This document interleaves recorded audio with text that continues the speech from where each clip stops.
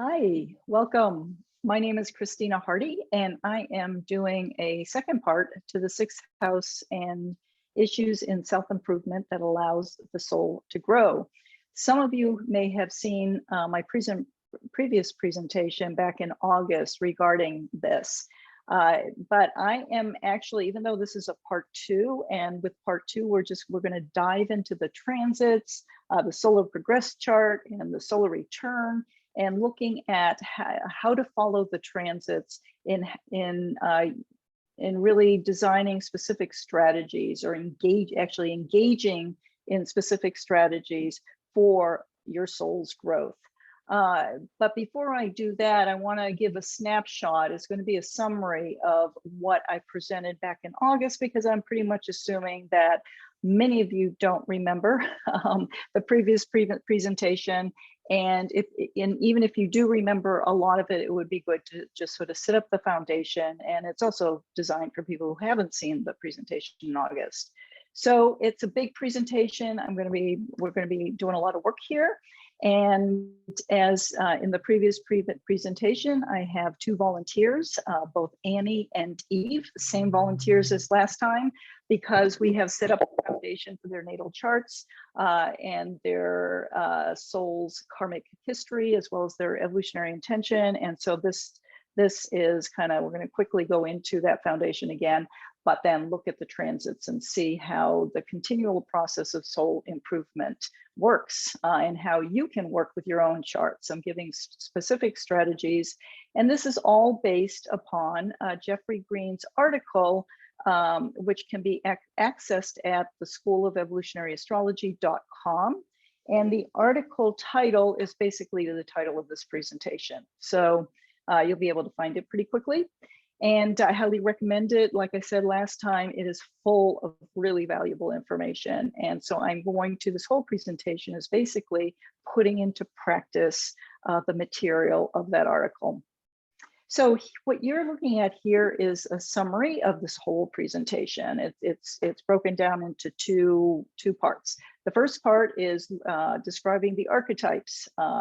The archetype of Mercury, because it is the ruler of Virgo / in the sixth house, and the strategies for self-improvement, and how the archetype of Mercury relates to this.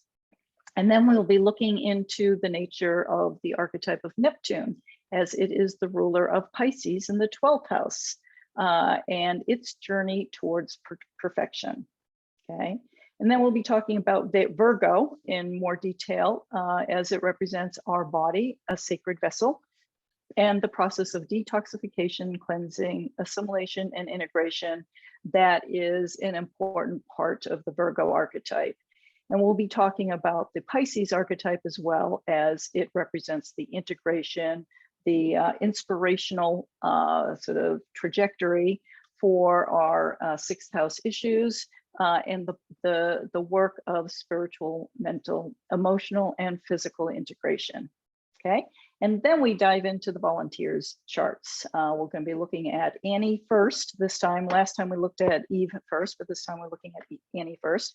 Her story in regards to the 6th, 12th house rulers and everything that gets included into that.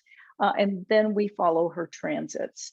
And then we move to Eve and we hear her story in regard to the 6th, 12th house rulers, as well as following her transits. And basically the intent of this whole presentation is to give you guidelines, according to Jeffrey Green's article, on how to follow the transits for the continual process of self-improvement for the sake of your soul's growth. So moving along here, we're going to dive right into the archetype of Mercury. Mercury rules Virgo, and that's why we're speaking about Mercury, because we're speaking to the Virgo Pisces opposition. So the archetype of Mercury as the ruler of Virgo / 6th house. Here is the symbol for Mercury. Here is the symbol for Virgo. Mercury is an air element, but in Virgo, it is combined with the earth element, so we are integrating the mental and physical body, okay? So, and it's done so in a yin way, as it is a Virgo, or Mercury as ruler of the 6th house and Virgo is a yin polarity, and it's a mutable modality, okay, as Mercury rules Virgo. So the archetype itself of Mercury, and as you can see here, he is, here's a good image of Mercury with the wings. He's very swift, he's fast, very excellent eye for detail. It rules, again, the mental body as it is transmitted through the physical body, essentially through the nervous system of the physical body. Mercury, as it runs through the physical body, it represents the focused mind. It's very much oriented towards discernment, discrimination. It is the analyst.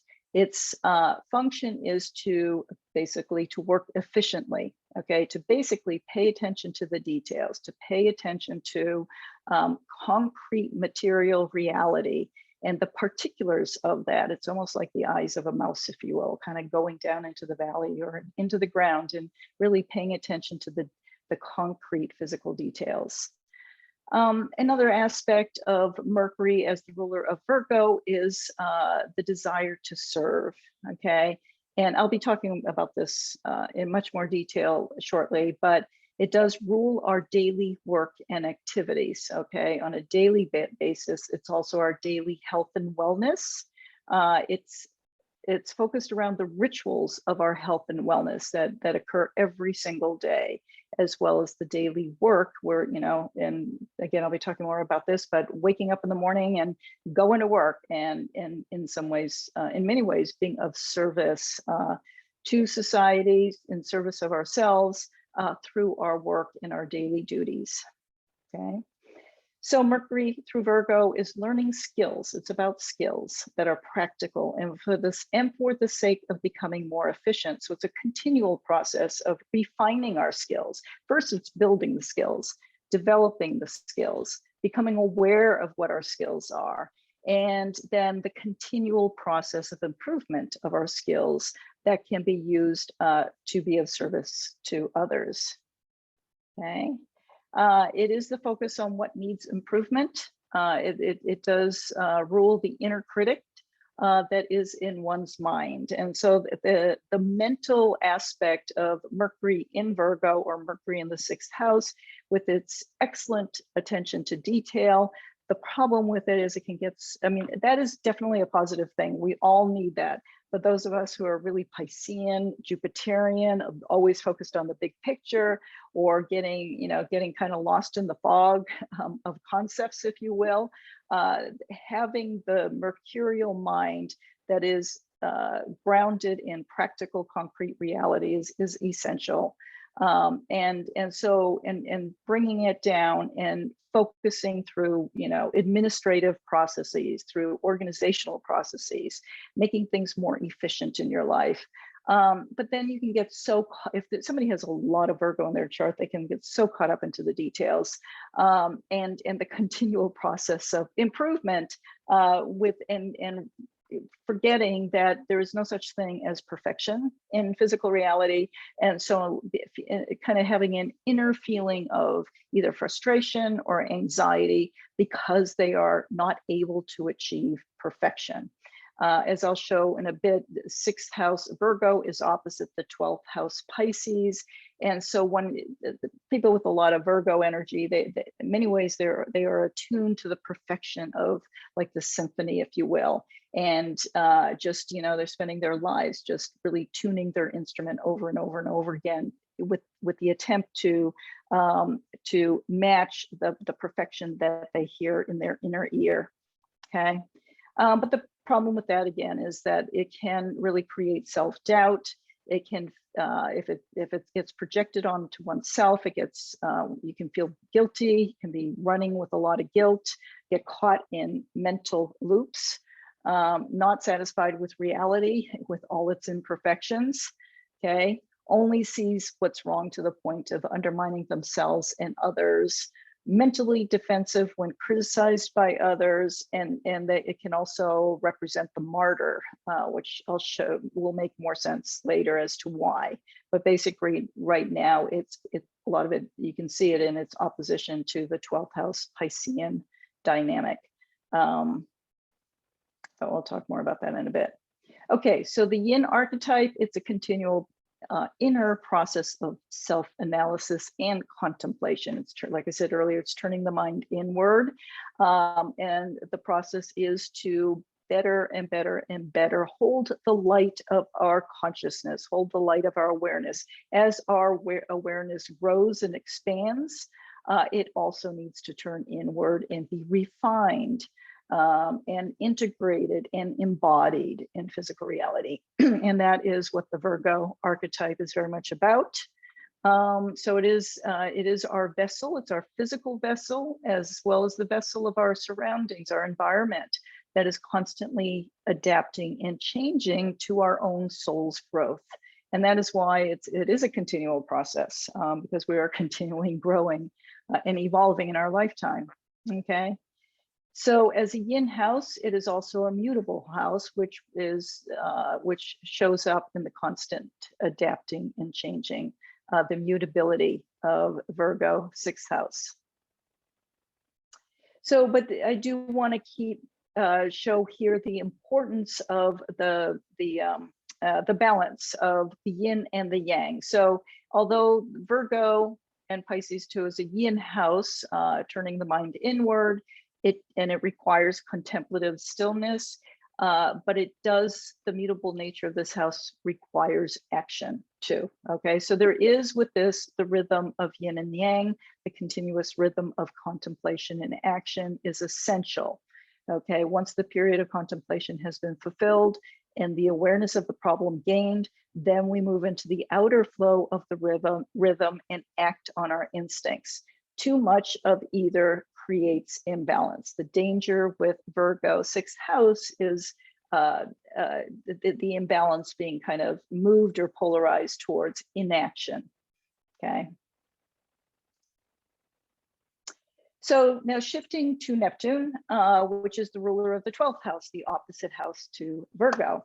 12th house Pisces is the Neptunian integration point as our soul's journey towards perfection, okay? Neptune as an archetype is a water element. It rules as a water element, it rules the emotional body. It is also a yin polarity, mutable modality. Okay, so some of the qualities of this archetype is the primary function is to feel, okay? It rules the oceanic waters, as you can see here, with Neptune. Actually speaking a little bit here to the glyphs with Neptune, here we have the glyph of Poseidon's trident that you see here, that's representing Neptune.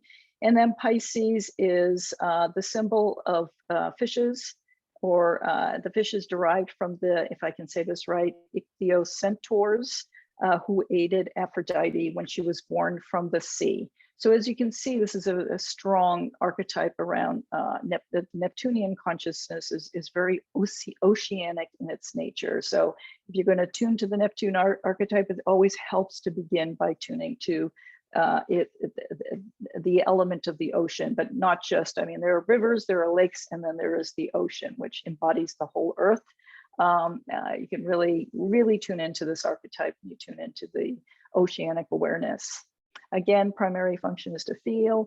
It's a vast network of subjective reactions, deeply sensitive. Okay, the oceanic nature is really indicating the sort of the kind of the globalization of the emotionality, how kind of non-boundaried it is. It is the last of the 3 water signs. So the first water sign being the 4th house ruled by the moon. Cancer is very personal.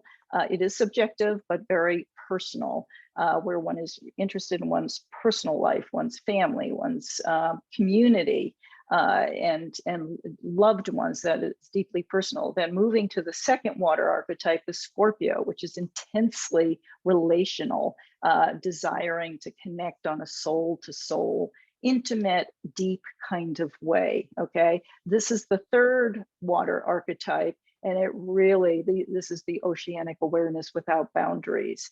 The world is a dream. the universal dissolver of boundaries, such that the seer directly experiences ideas, symbols, and archetypes. Okay. It does rule creativity as well as some of the other archetypes, but this is the kind of creativity that's developed due to the ability to feel and to be objective. So there is an objectivity about the Neptunian archetype that you don't see with the Scorpio or the Cancer archetypes. Okay. It also rules compassion. It's helpful. It's impersonal love. Again, it also, well, being the third water archetype, but it's also rules the last house out of the 12 houses of the zodiac. So, and Pisces of the zodiac. So that is, it's bringing us into the collective consciousness. That is how, in some ways, boundaryless it is, and also kind of oriented towards collective consciousness. It rules divinity, the divine, our connection with divine. It is the faith with something higher than ourselves, our personal selves. And some of the archetypes of Neptune would be, the personifications would be the mystic, the dreamer, the poet. Okay. So distortions, as you can imagine, with boundarylessness would be being flooded by images and dreams, okay, and getting lost in images and dreams. Lack of grounding in the world because it is so extremely painful, and this is referring to its high sensitivity. Addiction, certainly. Imagination, dreaming up fears, elusive paranoia, escapism, mass emotions, glamour, the martyr or the victim, and dissociation. Okay. So moving back, so I was just speaking to the two archetypes in 6th house, 12th house, opposite one another in the zodiac wheel. Now going back to the Virgo archetype, as integrate, in relationship, all houses, all signs are in relationship to one another. So Virgo Pisces is very much the whole process of self-improvement. And the Virgo end of the scale is focused on the natural process of detoxification, cleansing, assimilation, and integration is actually mostly ruled by Pisces, Neptune, 12th house, as integrated with the physical 6th house of Virgo. So ultimately it's for physical, emotional, mental, and spiritual integration. That is the goal. That is the direction that we're going towards, okay? So as a yin archetype, it is too easy to get caught in self-criticism, okay? You can see this now after I've talked about so much of the Virgo archetype here, and how it can get caught up in these mental loops of there's something wrong with me, it's my fault, I'm not perfect enough, blame and shame. When we get caught in our negativity, then we can feel victimized, conspired against, or persecuted, okay? But why? And I went through this in detail in my previous presentation, but I'm going to go through this pretty quickly here. Jeff Green lays out 3 reasons why one would feel this way, or what kind of could orient one towards this direction. The first one that he lays out is around somehow thinking that things happen to us in an unjust way, and we don't receive the message of the perfection in Mercury's timing. Okay, and this is really important, because when we're looking at the transits, Mercury as the ruler of the 6th house, Mercury is oftentimes the trigger of events. And so when we are attuned to the universe and really, Pisces, Neptune, kind of surrendering in trust with the divine intelligence and the divine love and the divine compassion that is so much bigger than our own, our personal. When we are in attunement with that, we really trust the timing of events and so the manifestation of events in our lives, then we can we do not get caught up in this feeling of being persecuted, okay? So the trajectory from Virgo to the 12th house, oftentimes, and this is what the detoxification process is detoxifying the ego that is so caught up in itself that it thinks it is, well, it is, you know, it certainly is responsible for creating its own reality, but forgetting that it's part of a much larger divine envelope where there is tremendous compassion and support and non-blame, non-shame, non-victimization, okay? So again, the trajectory is to own the divine intelligence that we are a part of, that we are centered in. And when we forget about that, when we get caught inside the yin kind of pool at the bottom of it and get caught in our own negative thinking, in the loops of our negative thinking, then that is when things get really dark. And again, forgetting the perfection of the timing of the events in our lives. And this is where it's really helpful to follow Mercury as it moves through our chart for triggering events. And basically the reason for that is to understand the why, the wherefore, to get a larger understanding and to see really the intelligence of how everything's really connected. So that would be one of the reasons for being caught in the negativity, in the web of negativity. The other one would be that because we were actually persecuted in a previous life, and we are bringing that memory into this life on our sleeve, and we're very, you know, so everything, you know, we're kind of running in fear or hyper vigilant that. Especially when we're with groups of people or in relationships, it depends on the karmic cycle in one's chart, but feeling like we could be, somebody would be, you know, like any moment around the next corner, someone will be betraying us, or if we're in with a group, we will be the one that ends up being the example for persecution. And it could be because it is linked to an actual past life of experience that we're bringing onto our sleeve in order to heal, okay, and transmute into, and basically to detoxify in this lifetime, okay? So that would be the second one. So basically being caught in our own past life memories and forgetting that, not realizing that that was the past. And this is where it would be very useful for doing past life or regression therapy to access that memory and to actually work on healing that memory. Okay, and then the third reason that Jeffrey Green gives is teaching us the difference between natural guilt and conditioned guilt, okay? Natural guilt is the inner voice that says, I am in a state of crisis and I need to do something about it, okay? That's Virgo. But then we don't do anything about it. We feel guilty. We all need wake-up calls to realize that something needs to change if we are going to evolve. And so we unconsciously create a crisis, and 6th house, 8th house, but 6th house, since that's what we're talking about here, oftentimes signifies crises. It's one of its qualities. And the crisis is to wake us up, to bring something to our attention, to bring something into our awareness.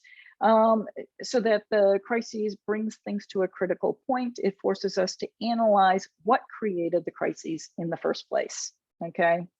So as Jeff Green says, quote, crises serves, 6th house serves, as a vehicle through which self-knowledge, parenthesis, Mercury ruled, takes place, because it puts the light of day onto what the dynamics are through the Virgo analysis, okay?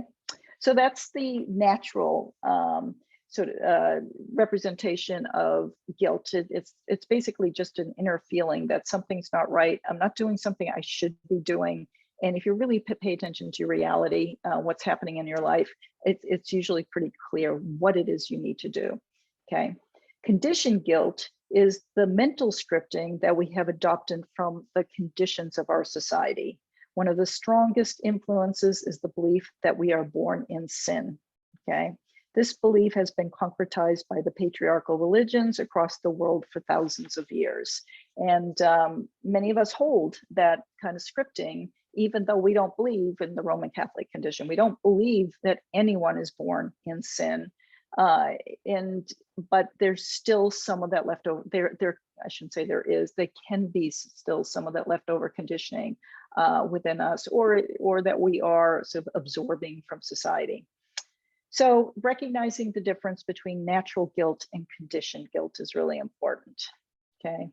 Any of these can create self-doubt, which can undermine us such that we then create excuses to justify why we hadn't tried to actualize our best. When we avoid the challenge given to us to strengthen our skills to self-improve, Virgo, we create a crisis.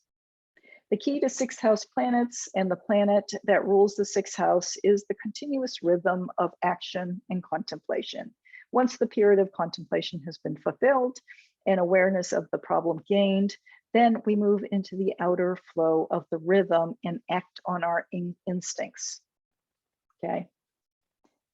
So now here we're looking more to the 12th house Pisces Neptune for understanding of how to integrate in our journey, how to integrate ourselves in our journey to perfection. Okay. The process, this is the 12th house addition to the sixth house polarity relationship. So a reminder here that, so let me just read this here. The purification process to higher and higher octaves over time, and the process of synthesis to achieve more holistic understandings of our own truth. Okay, that's the sixth house, 12th house, with the 12th house coming in. So the purification process, the detoxification process is very, very important. But I want to remind everyone here, and it probably goes without saying at this point because of everything I've said so far, but when I'm talking about self-improvement throughout this whole presentation, and especially when we start looking at the transits and stuff, it doesn't mean that there's anything incorrect to begin with. Most of it, what it means is that we are all on a journey of growth, and self-improvement is a necessary part of that journey. Okay.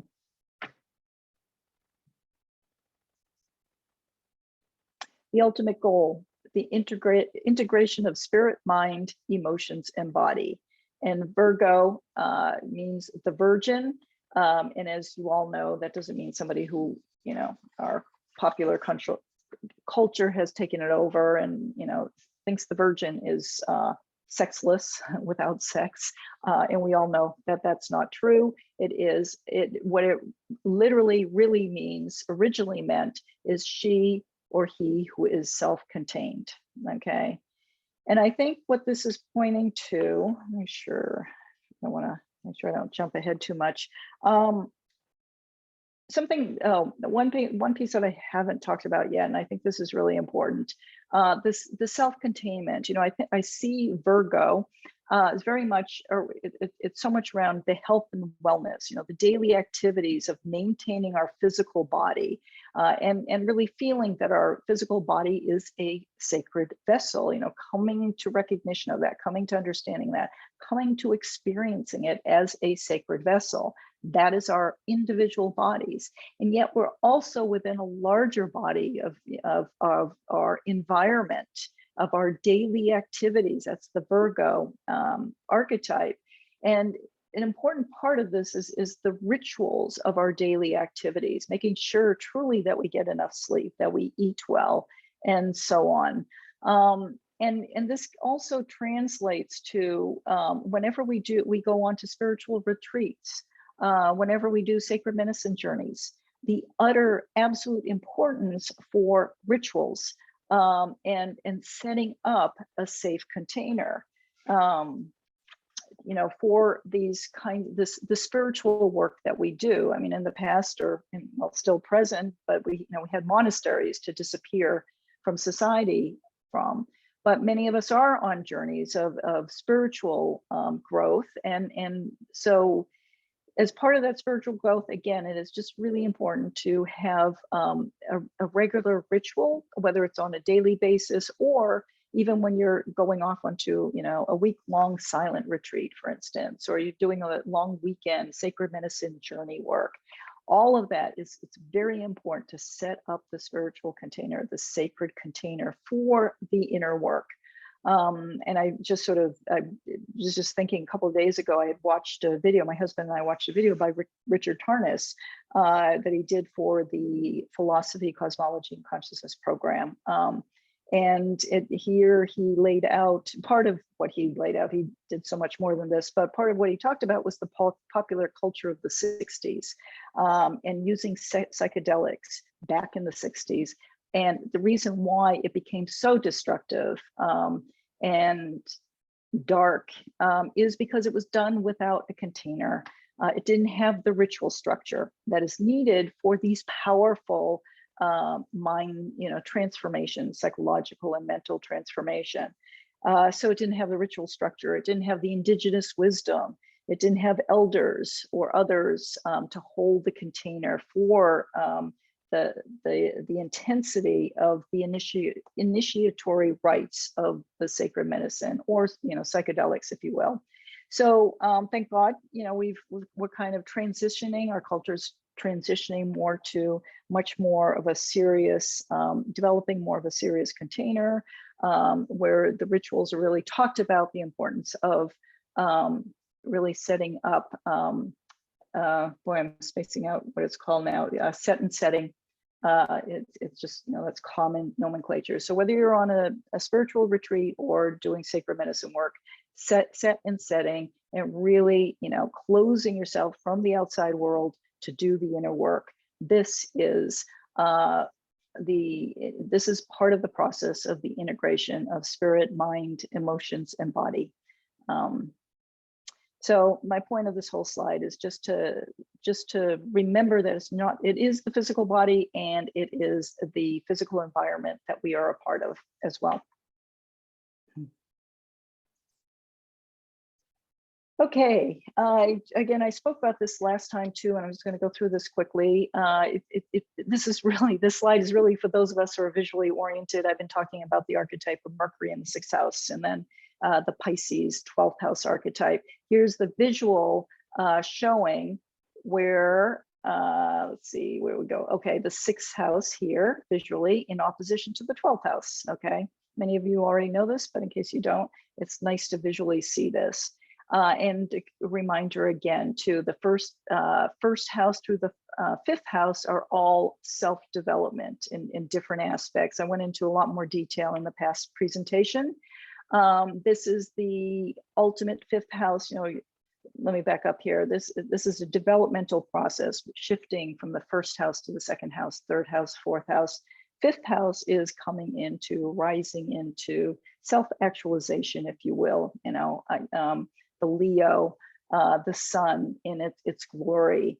And the 6th house following the 5th house is the sun. It's the self-sacrifice of egocentricity by service. And for all of us at some point in our lives, for much of our lives, we are working on a daily basis. And part of that service is, waking up, setting up the ritual of getting enough sleep the night before, and showing up to work on time, and spending the many hours that we spend at work, coming back home. There's a tremendous amount of self-sacrifice to the ego in that process.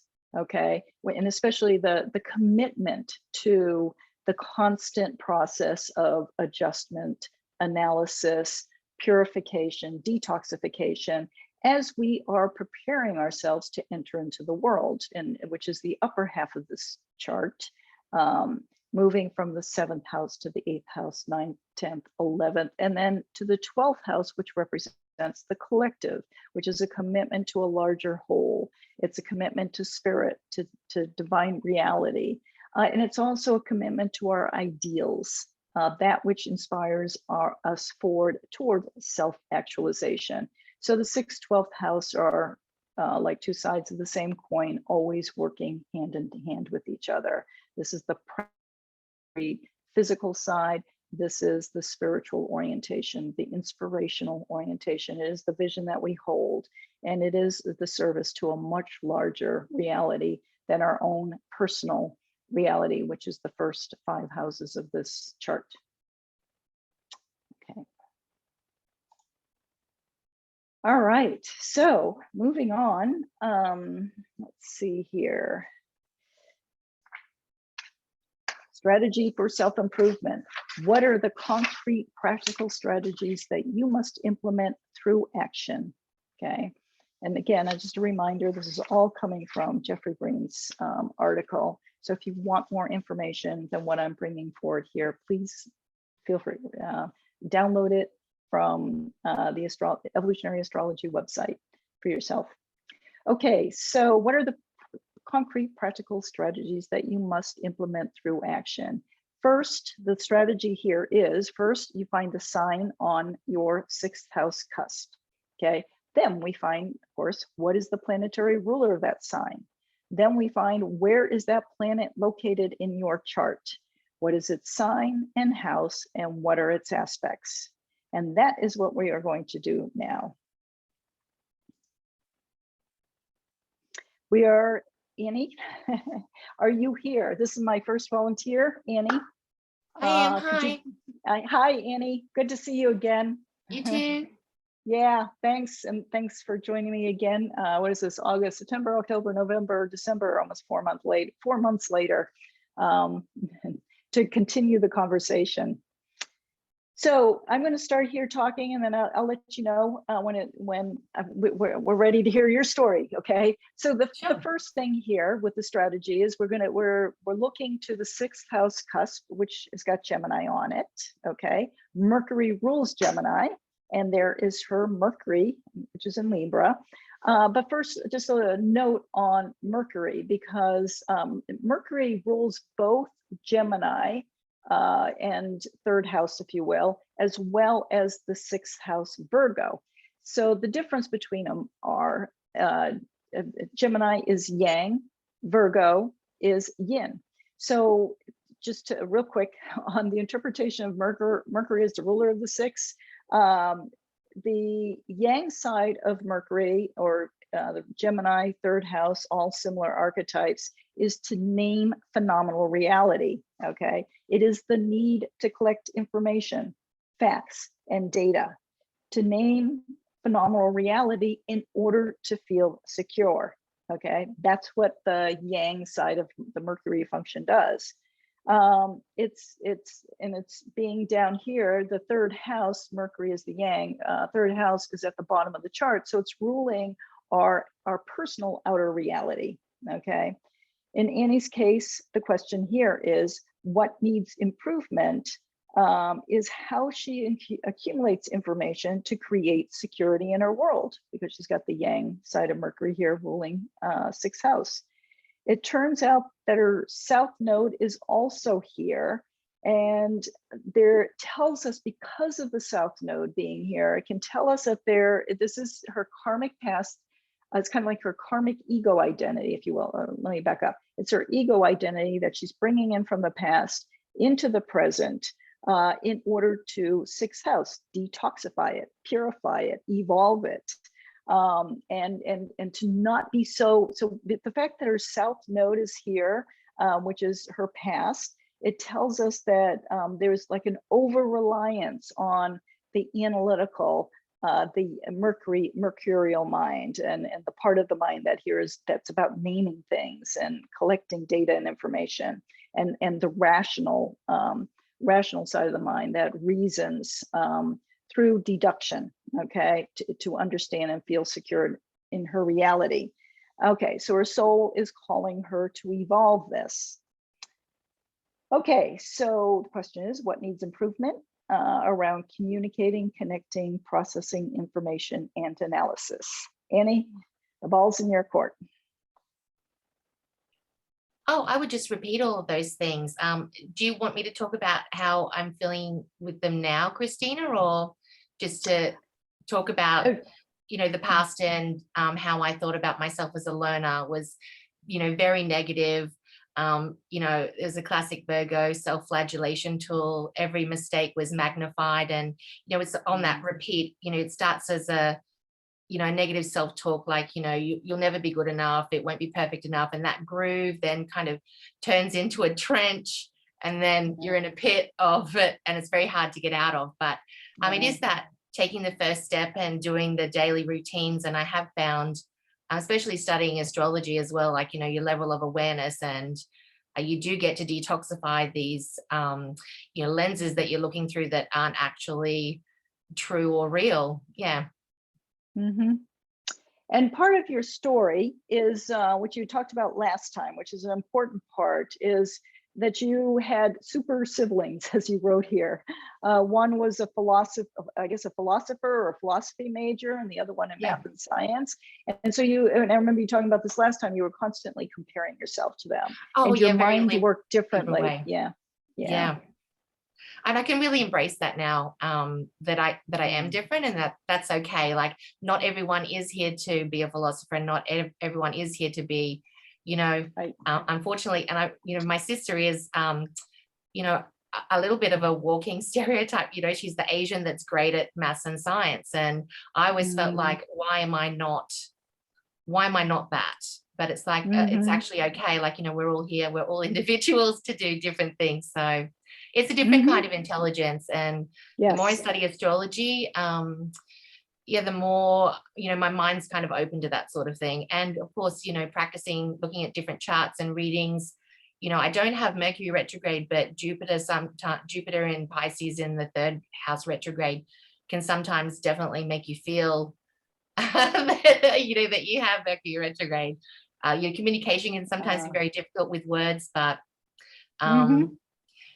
yes, that's also improving. I'm not there yet, and that's maybe I don't know what there is, but it's just I really am enjoying the incremental gains. I can see and hear and feel the improvement. So yeah. Yeah, we're gonna shift. Oops. Oh, okay. And then, well, let me add here, I'd forgotten to mention this, Uranus conjunct Mercury, so that gives a brilliant or kind of an intellectual mind, but it can also, and I talked about this a lot last time, about the fragmented mind, like mental fragmentation, right? That is being asked, because it's conjunct Mercury, it's being asked to be integrated into the physical body, which is very frustrating, when it's not integrated, because when Mercury conjunct Uranus is so fast, especially, in the 11th house, an air, high frequency air house, it's so fast, it's so quick. And then slowing it down through the nervous system, slowing it down through the physical body can be incredible. I can imagine incredibly frustrating. And so it's in this lifetime, you're being asked to slow the mind down. And simultaneously, it's just not just the slowing the mind down, but South Node in Gemini of the moon in Aquarius. So part of this I want to talk about too, which I hope this is the slide where I show this. Well, okay. I have to, I have an Aries non-linear mind, and I tend to jump way ahead. And so I got to pull it back myself as well. So because the South Node of the moon is in the 6th house, and this is really important, as an evolutionary astrologer, regardless of whether the South Node was in the 6th house or whatever we're looking at, we always start with Pluto, okay? And so, because this tells us the past soul. It doesn't give the full story, but it gives us important parts of the story. And the important part here is the emotional vulnerability or sort of sensitivity in the sign of Libra, which is relationships, and feeling kind of undermined when in relationship with another. Pluto and Libra, Annie and both Eve are part of the Pluto and Libra generation. So that whole generational wave is bringing in issues around relationships, self versus other, and the disempowerment of the self with another. This is imprinting, or this is the kind of the emotional body's experience that she brought into this lifetime, is sort of a vulnerability in relationship with others, where she kind of gets lost because she's so focused on pleasing the other, the Libra. And so this life, so of course she's got, you know, decades into this lifetime. So, and we know that she's evolved way beyond that. But this does tell us where the emotional vulnerability is. And but the South Node goes hand in hand with Pluto. And for you, the South Node is the ego identity, the concretized sort of, you know, self-image of somebody who's smart, kind of like your iconic sister, who is the, you know, the scientist who's really good with science, right? And this is, so you came in with this feeling like, you know, I'm really good with science. I'm really bright. Uranus conjunct Mercury. I can, you know, gather information really quickly, and I'm real fast.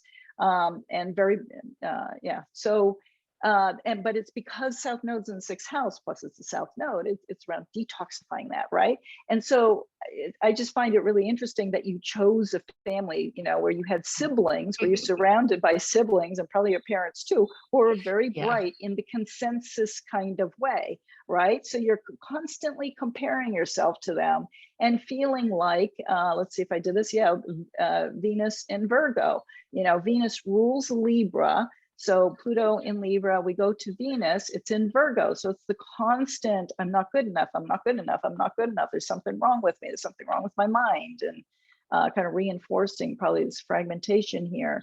So constantly questioning the self, especially when it is in relationship with others, but it's because it's in the 10th house, being in the public.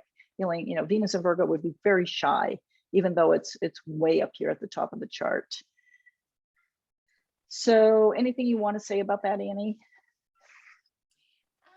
No, not really. I think that covers it. Okay. Yeah. Okay. So then Venus and Virgo, and here, you know, the karma is Pluto in Libra with Venus and Virgo. Intense friendship, intense friendships, not interested in intimacy or partnership. One thing we'll pick up here, this is the South Node of the moon. Her moon, Annie's moon, is in Aquarius. So Aquarius is, moon in Aquarius is already oriented towards, you know, your tribe, your friends. Moon in Aquarius is not a very personal moon. So this really shows the focus on friendships here, and finding friends that you can talk with, but or communicate with and share information with, but you've got to be moving more towards the 12th house. North Node in Sag, conjunct Neptune in Sagittarius.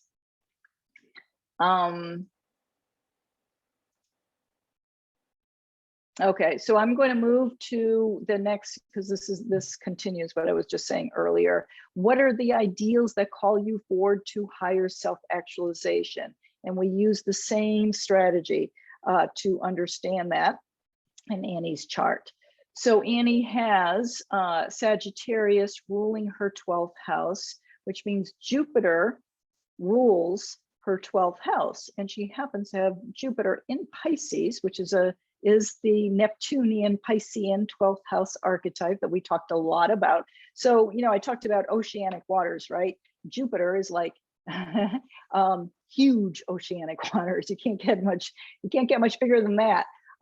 It's just really all embracive, and she's got it in a tight T-square here to her nodal axis, and in T-square in a square to Neptune.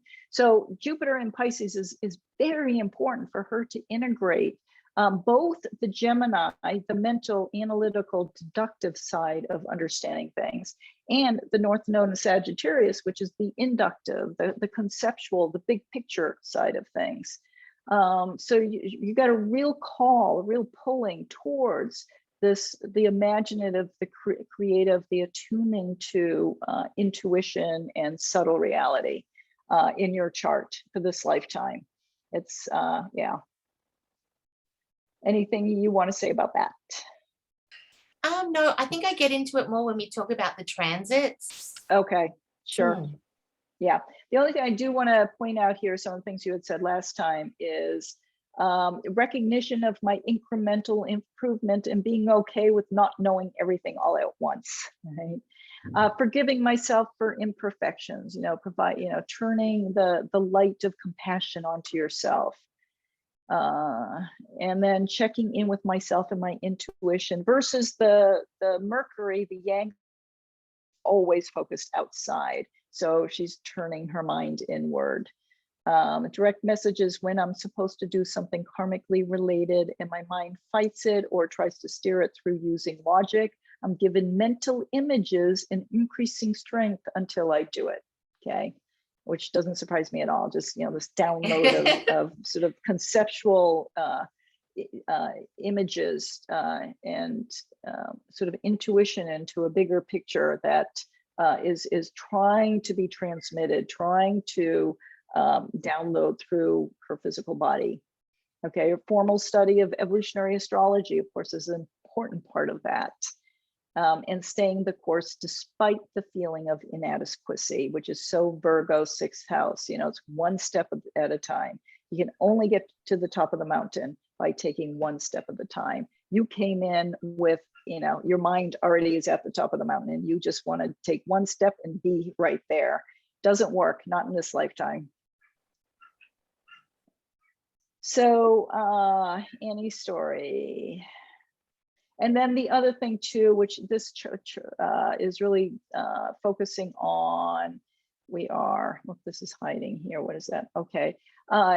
Mercury conjunct Uranus being in the 11th house, which is the house of the group, our friends, our tribe. She has Moon in Aquarius, so she's already attuned to her tribe. So this is very important for her in this lifetime, is her connection with others who you know, she feels she resonates with. Okay.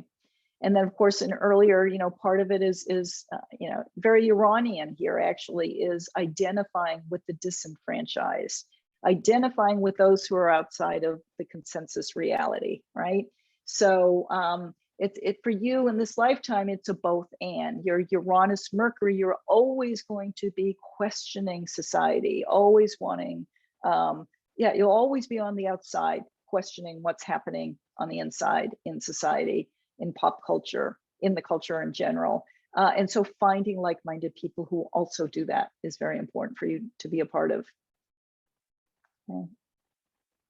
And then part of your Venus and Virgo, detoxifying your inner criticism when feeling abandoned by others, right? That's the Pluto and Libra. It's like, you know, somebody, you know, she's not invited to a party, or you're not invited to, you know, you're being forgotten to be invited to a meeting or something, or somebody leaves your group. And then, you know, the tendency would be with Pluto and Libra and the Venus and Virgo is to go, you know, what did I do wrong? Why don't they like me? You know, how could they forget about me? And they forgot about me. So yeah. And then having humor is a great way. That's the Sagittarian conjunct Neptune. Neptune, Sagittarius, seeing the big picture. I can imagine you have a very, you can see the humor side of situations pretty quickly. Yeah, it's a gift. I bet. For sure. Mercury conjunct Uranus, you know, it's the trickster. It turns things upside down very quickly. And that's a wonderful gift for you to use. Whenever your mind is doing the self-criticism, is to, you know, to pop you out of that bubble. And then self-compassion, Neptune. Okay, what are the specific strategies that must be implemented to affect ongoing self-improvement through the cycles of contemplation and action? So now we're going into the new part of this presentation, which is finding the planets that rule the 6th and 12th houses through the transit chart, okay, and the solar progress chart and the solar return chart. So for both Annie and Eve, we're going to look at these 3 charts for each of them. And the reason why I'm choosing, I mean, all astrologers look at transit charts to see what's happening, where the universe is calling you, what you're here to learn. When I do readings, I look at the transit chart, I look at the solar progress chart as well. I'll explain what that is in a minute. And I look at the solar return chart when I'm doing transit readings. The solar progress chart, I think what I'll do is I'll explain that when I get there. But I just want to say that some astrologers would use the secondary, the regular secondary progress chart. And I don't do that for my reading. So that's why I'm not doing it here. And it's just, these are the 3 charts that I personally have found works best for me. So that's why I'm using it here, in case anybody's wondering why. So looking first at Annie's transit chart. Okay, I've broken it down into 4 sort of archetypes here, if you will. First, we've got Mercury here. Okay, so here is, just for those of you who are not familiar with biwheels, let me just back up and explain this a little bit. So here is Annie's natal chart, okay? There's her Pluto conjunct the Sun, conjunct Mars in Libra. There's her south node in the 6th house in Gemini, her north node, Neptune. And there's the Jupiter in Pisces in 3rd house. So everything's exactly the same in the inner wheel. The outer wheel is the transits for tonight, okay? So these are the planets in the sky, snapshot of the planets of the sky, superimposed on Annie's natal chart, okay? And so we look to see where they fall. And now the thing to do with, you know, to understand the self-improvement process for ourselves personally, we look to, the first thing you want to do is look to see what's happening in the 6th house, in the 12th house. And so, and also for everybody, because Mercury in general rules the 6th house Virgo, you know, Mercury, it takes a little explanation. So Mercury goes around the chart quickly. It's just over a year, okay? Give a couple of weeks or 2 weeks, depending on the year. And so it goes pretty quickly. So it's kind of hard to follow. I mean, many of us don't have the time to follow Mercury, you know, day by day by day. But if you're trying to understand an issue, it is important to see where Mercury is right now. Interestingly, Mercury has been transiting through Annie's 12th house along with her sun, I mean, right now, since November 25th, okay? So you see how Mercury went into her 12th house, November 25th, and this is where it is now, okay? So I wanna talk, Annie, if you could talk about your Mercury, any effects of Mercury going through the 12th house since the end of November. I think we'll do it one piece at a time. That's okay. I didn't write a lot for this one just because I couldn't really think about any themes for this one. So I was a little bit lost on this one, although, okay. Yeah, I have had I have done a lot of journaling with dreams, like a lot of, just in that pre-waking moment, it has been really heavy with information, but I'm a little bit naughty because sometimes I just go back to bed and I don't write them down. But yes, when I do, it's actually really rich learning for me, I have to say. It's just or things to keep in mind for the day that will unfold during the day that are really helpful for me. Yeah, with my communication and just with learning, like everything really, just with like daily life, like ways to improve and ways to that are really helpful, or just little insights or things to look out for. It might even be like, I might have a dream about a person, and then when I interact with that person, I'm just really mindful about like, what am I supposed to be learning here, or from this person, or from this interaction with this person. So yeah, I would say that's all. Yeah, that's okay. Yeah, so no, that's great. And so the thing to remind you of Mercury moving so fast is it can trigger things, okay? It can create, you know, if there's something that a crisis occurs, it's always good to look to see where Mercury is, especially you, Annie, because Mercury not only rules Virgo, the inner side, but it rules your 6th house, because Gemini is right on the cusp. So Mercury is important, for that. Go ahead. Oh, sorry.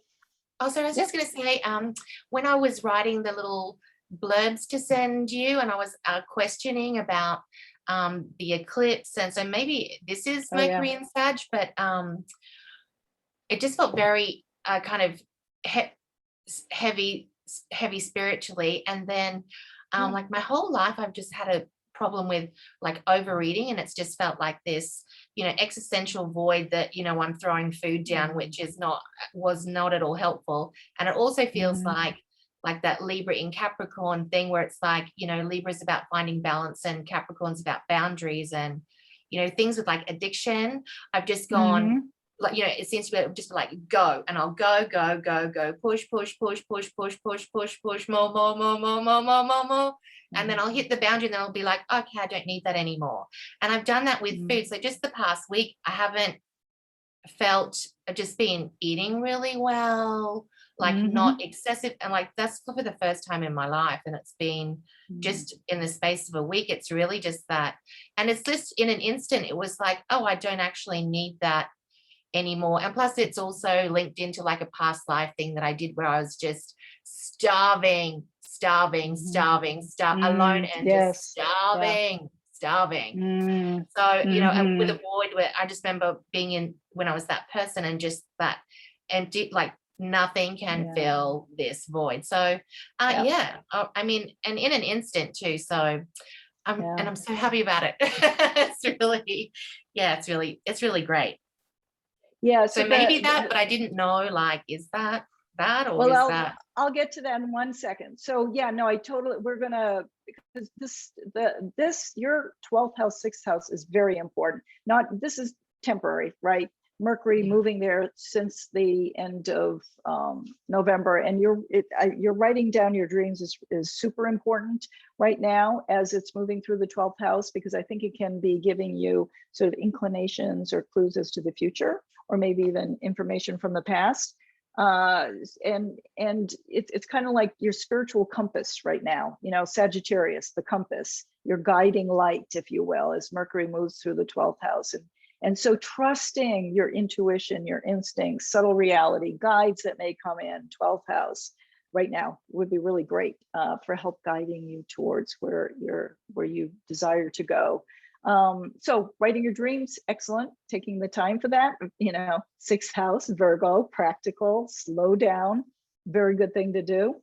The other thing too, what Annie was referring to, I'm trying to remember. So what she was referring to here was the other thing, which is really cool, is that the south node of the moon and the north node of the moon, for those of you who don't know this, the nodal axis moves clockwise, okay, around the clock. So it's like it's backwards compared to all the planets. So the transits, and I should have said this up front, sorry, I forgot to say this for those who don't know, transits move counterclockwise, okay? So all the planets and the asteroids, they move counterclockwise, except for when they're going retrograde. But south node in general, 90% of the time is going clockwise. And so that means the south node of the moon and the north node of the moon, they're always opposite each other, okay? They are finishing up her 6th, 12th house. So this might be easier to look at. So this north node of the moon was, you know, on her descendant and has been moving through her 6th house. South node of the moon was on the ascendant and been moving through her 12th house. Did I say, since December 2019. So it's been the last 2 years. It's usually a year and a half, but yeah, you've got a pretty, that's right. You have a wide 6th, 12th house. So since December 2019, her nodal axis in reverse, see, her north node is natally in the 12th house. The south node has been transiting through the 12th house. So the nodal axis, we have nodal returns where they are completely aligned with each other every 18 years. So this is showing, I guess 9 is half of 18 years. So she's halfway through her nodal axis cycle here. So I asked her, did anything specific happen December 14th to 20th? We're coming to the eclipse, hang in there. 2019, I thought this was it, it's not it. December 14th through 20th, that week, 2019, with Mercury conjunct Neptune. Okay, so 2 years ago, Mercury was conjunct Neptune, and North Node and Jupiter conjunct the ascendant. What did you say? Did you say anything? I can't remember. Oh, yes, I did. So okay, yes, that's right. So December 14th to 20th, 2019, yes. I was studying the outer planetary bodies with Alan Clay and doing an introduction to human design with Jennifer Langston. And the human design was really good because it just allowed me to trust my body more, using your body as a decision-making tool. And then I also wrote in there at that time, I was finishing off what felt like peace. I know in EA, you don't do sun sign astrology, but just coincidentally happened to Oh, be these beautiful sun in Pisces souls. And I always joke, they teach oh me yeah. about unconditional love, and I teach them about boundaries, like just say no, Yeah. guys. Yeah. So I was finishing that off, and I was really happy to close that out because Mhm. it was taking up a lot of time. Yeah. Mhm. But it was good for me Okay, to use yeah. my voice and so it was good. So this and that is, it's all around learning and understanding, expanding your understanding, spiritually oriented, because Mercury was conjunct Neptune, North Node, and Jupiter at that time that week was conjunct her ascendant, moving into the first house. So very significant spiritual sort of learning for you. Now then, anything specific happened when transiting Venus conjuncted. So Venus came along and conjuncted your Neptune North Node from a year later, December 21 through 28, 2020. And then in addition, transiting Mercury was also conjunct your ascendant, and transiting Jupiter conjunct your moon. Okay, so what was going on then? So then I use tarot cards a lot just because I find them really good for personal guidance, but I was asked to come and read at a charity event. So that week, the 21st to the 28th, I just did a lot of practice with all of my friends, doing a lot of tarot card readings in preparation for that. And I just really love being in the moment with cards and all the mental imagery. And I remember writing in the blurb to you, it's like I hear with my brain. It's like it's like I feel like I'm processing hearing in the mind that hasn't come in through my ear. So, and there's been a lot of things of that, like this, I mean, I'll talk about later, and I think it's in some progress thing to do with work and working with children who is bizarre. Half of them are completely nonverbal. So I have to I use images, I use singing, I use a lot of, gentleness and like face and like learning a little bit of sign language, using my hands to communicate. So but for the 21st to the 28th, I love being in that zone of just and what it forces you to trust, and it feels very natural and just makes me feel very free. It's very freeing, like there aren't all these rules. It's just really direct and natural, feels like. That's wonderful. I'm wondering, with the South Node moving through your 12th house, if there wasn't this process, this time period since December 2019, very significant. If you weren't like part of you reclaiming your own natural, intuitive, spiritual mind, something, the tarot, and kind of relearning, it feels like there's a sense of bringing in the past into the present that you might have lost through time.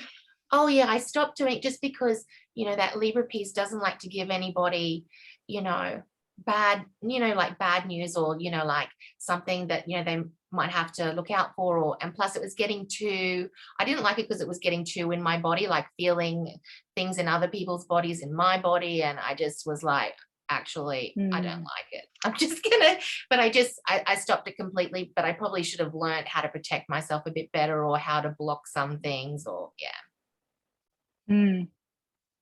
So when you were saying what were you speaking specifically to right there? When you need to put up the boundaries? That was from the 21st to the 28th in 2020, and then the other piece was transiting South and North nodes were conjunct your nodal axis in reverse, right? We're just talking about that March 20 to 28, 2021. So that was this year. And then Mars was conjunct your South node at that time too. So like towards the end of that period, I helped a friend who she works with a spirit doctor team, and I just was there as a facilitator, just helping her to do that. And I could see the benefit. It just kind of triggered something in me. I was like, like I see the benefit for some people who need to be receptive and to get healing that way. But I was like, for me, I was like, well, it's a bit passive. For me, I was like, you don't really feel like you're part of it. It's like if you go to see a shaman and they're like, and I will go out, and do this work for you, go into the universe and blah, blah, blah, and bring it back to you, while you lie there, and I was like, oh, and it's like, that's all very empowering for you to go off and do these things. But, and I'm supposed to be like this and England, like I can think of England, like, what do I, it doesn't feel like I'm actually an active participant in my own healing. So, and that's why I sought out, then I saw a video about Patricia Walsh and DMP, and I was like, that sounds amazing.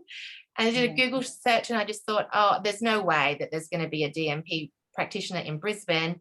And surprise, surprise, there was. So that started me did about 8 sessions from like April to whenever. Yeah.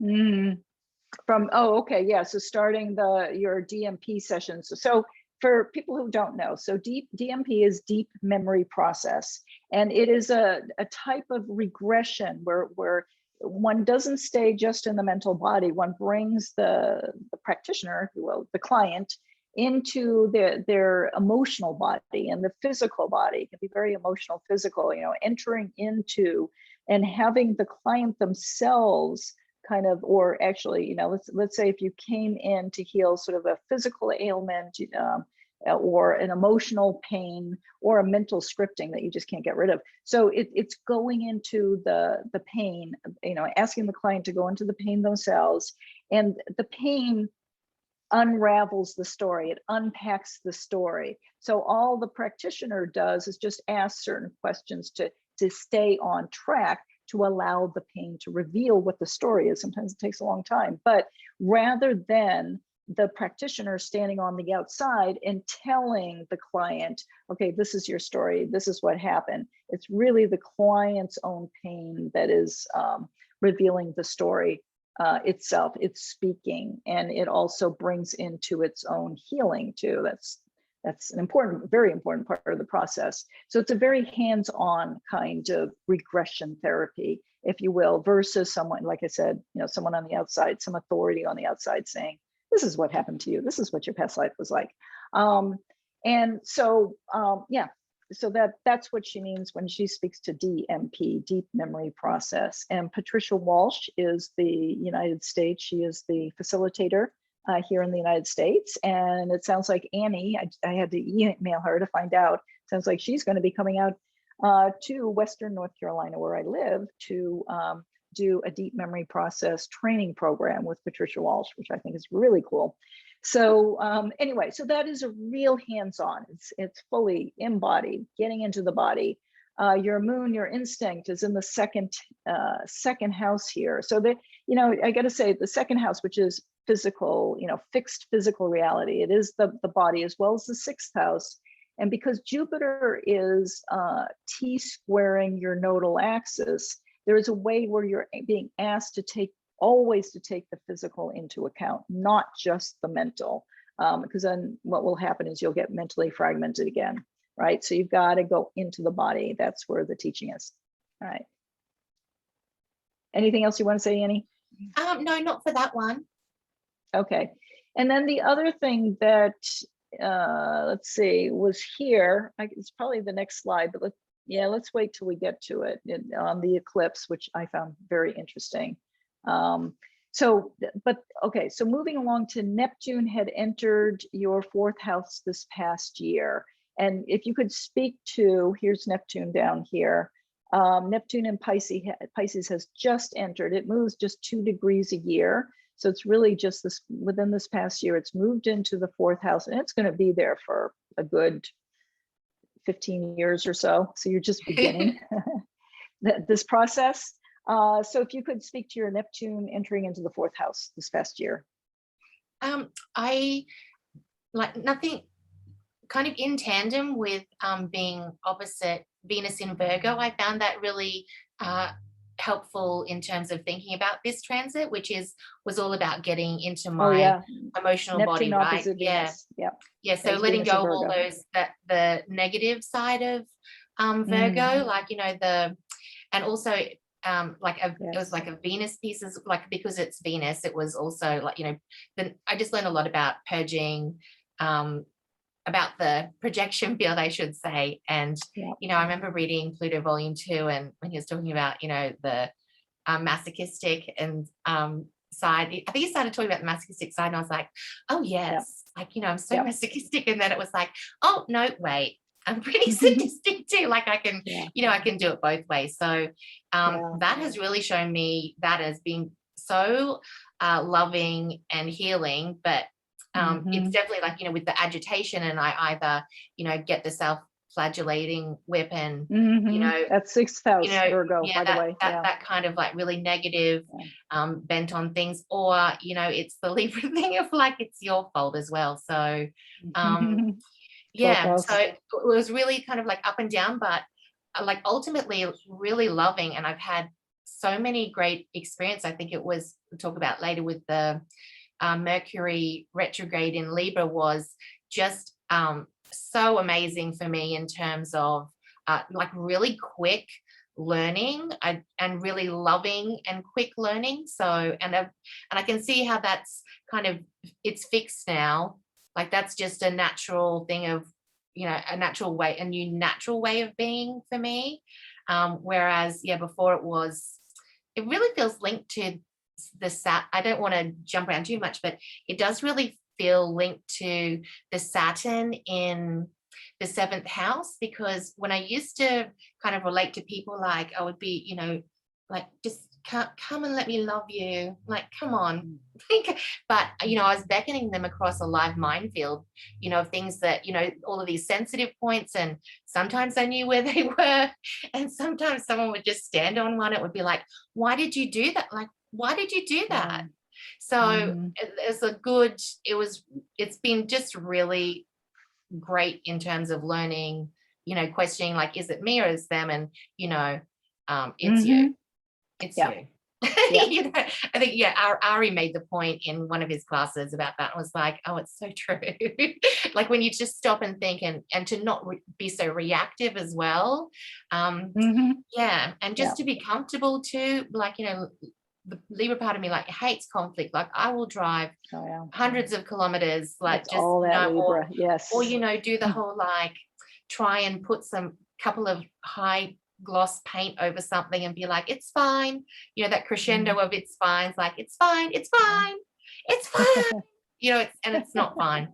So, and just being able to talk about more of my needs, and people are so accommodating. Like I would just think, oh, I can't actually get my needs met, and that's not true. So it's just been a really loving experience. So I'm so glad it's a long transit, Christina. That's really that's some good news to me. And I actually even thought about, oh, it's a bit of a sidetrack, but I was just really happy for all of the Pluto and Libra people to have that opposition. That it's going to be lovely. Yes, that's right. Yeah, good for you. So the Neptune opposite your Venus and Virgo, that is really absorbing the self-compassion, the self-love, and also coming into awareness, the dysfunction, the pathology of when you hate yourself, you know, what happens. And that does speak to what you were talking about, the masochism, which is 6th house. I hate me. So I'm going to create more pain for myself, right? And is it sadism? I hate me, so I'm going to hate you, and then you know, projecting it all outward, right? So that's perfect for you. How wonderful for you to really learn so much about the Neptunian dynamic of projection, with Neptune just starting to move through the 4th house, and then doing the detoxification of Venus and Virgo by learning to love yourself, and coming into, which is so big here too, coming into self-awareness with the North Node and Sagittarius. And then you're right. And eventually Neptune is going to be opposite your sun, Pluto, Mars. Yay. Okay. And then Jupiter entered your 3rd house, April 2021. And the reason why I bring Jupiter here is because Jupiter, you know, it rules her 12th house. So we're following Jupiter, as it takes a year, 12 to 14 months, about 14 months to go around the zodiac. It's the inspirational, you know, it is as you follow Jupiter, it can really bring a good guiding light for you, no matter how difficult it is. So always looking to see where Jupiter is. Jupiter's in Aquarius right now, or it's finishing up Aquarius. We'll be going into Pisces, so it's just a more reinforcement of sort of the spiritual awareness.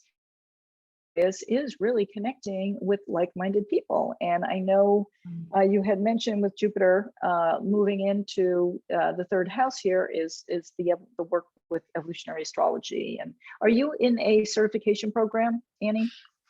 That starts next year. Yeah. So yes. Yeah. One way or another. That's the Jupiter return. Yes. Yeah. Oh, okay, great. Yeah. January to February, you'll be launching a whole new cycle here. So Jupiter in Aquarius, as you're finishing up the cycle, so Jupiter, the transit goes all the way around the chart, and she's finishing up the cycle before, and this is the last month before it launches a whole new cycle with Jupiter in Pisces, more of the spiritual awareness, which would be evolutionary astrology. Jupiter in Aquarius finishing up, balsamic phase to Jupiter would be very much around, who are my friends really, right? And then letting go of those who drain your energy, who are not part of your tribe, who do not inspire you. Oh, I'm so fortunate. I have to say, I love all of them. That I don't have any. I don't have any. Nobody. I don't have anyone in excess that needs. I don't have anyone that needs culling, Christina. So they're all keepers. Good, and it could bring more people in then, as it's coming into the third house. Yeah, more like-minded people. Okay, well, I forgot about my circles here. So what was it talking about? So Mercury is what we started with, right? It's since the end of November, it's been going through the 12th house. The nodal axis, south node, north node, has been moving through the 12th house, just ending the 12th house literally now. North node ending the 6th house now. And then Neptune having just launched into the 4th house, and Jupiter having just launched into the 3rd house here, coming into our Jupiter return. All right, moving to the next slide, which is the solar progress chart. So just a quick explanation for those of you who are not familiar with the solar progress chart. So again, the natal chart is on the inside here. Okay, this is Annie's natal chart. We'll be doing the same with Eve. The outer chart is what's called the secondary progressed solar progress chart. So the solar progress, what that means is all the planets follow the sun.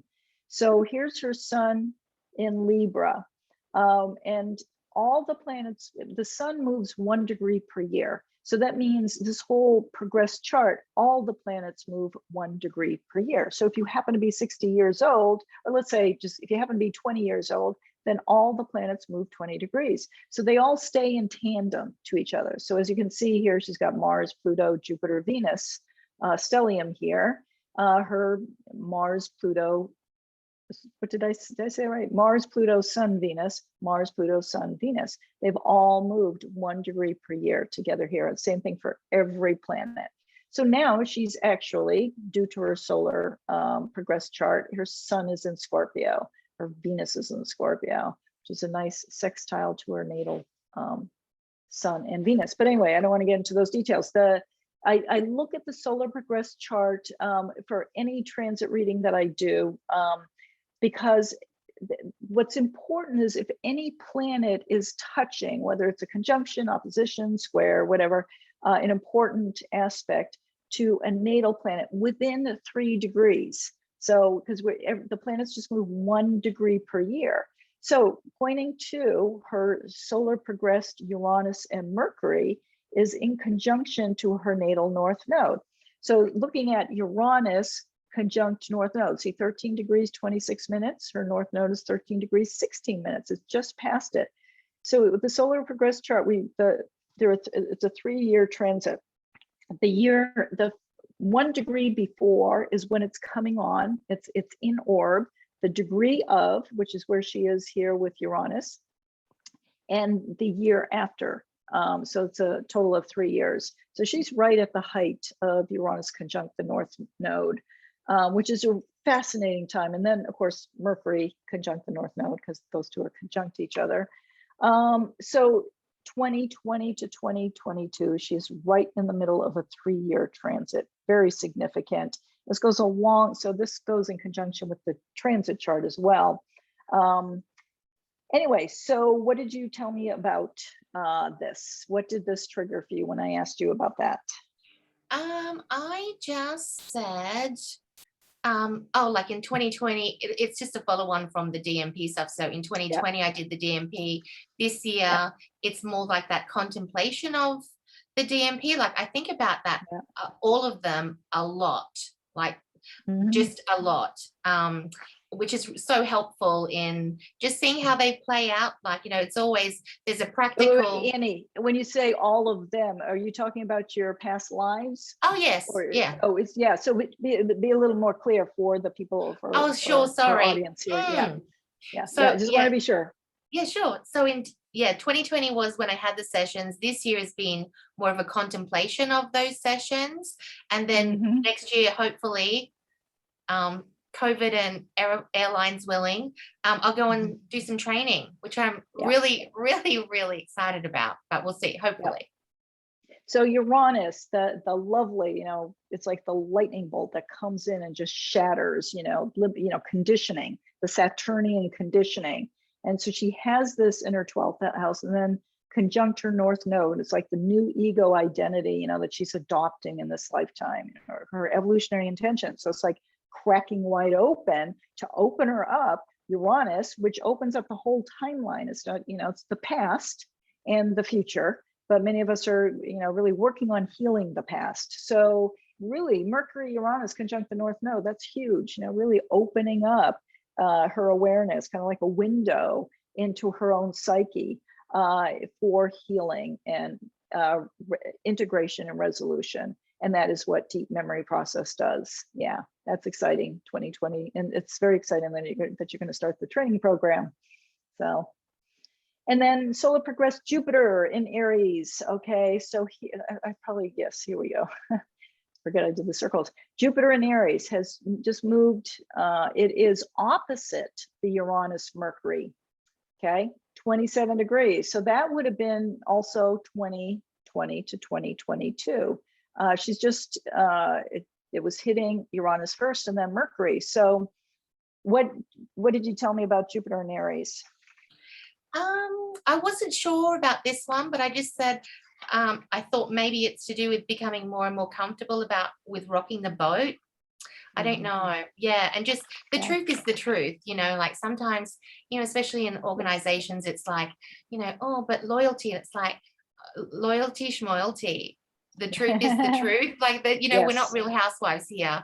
Like the truth just is. So, and just about, you know, just speaking out, being a little bit more comfortable about speaking out as well, and just saying, actually, that's not right. Or have you considered this, or this really isn't working. There's a bit of a Virgo refinement piece in there too, because I do give a practical solution. I don't just say, you know, I don't just pick something apart and then not try and solve the problem.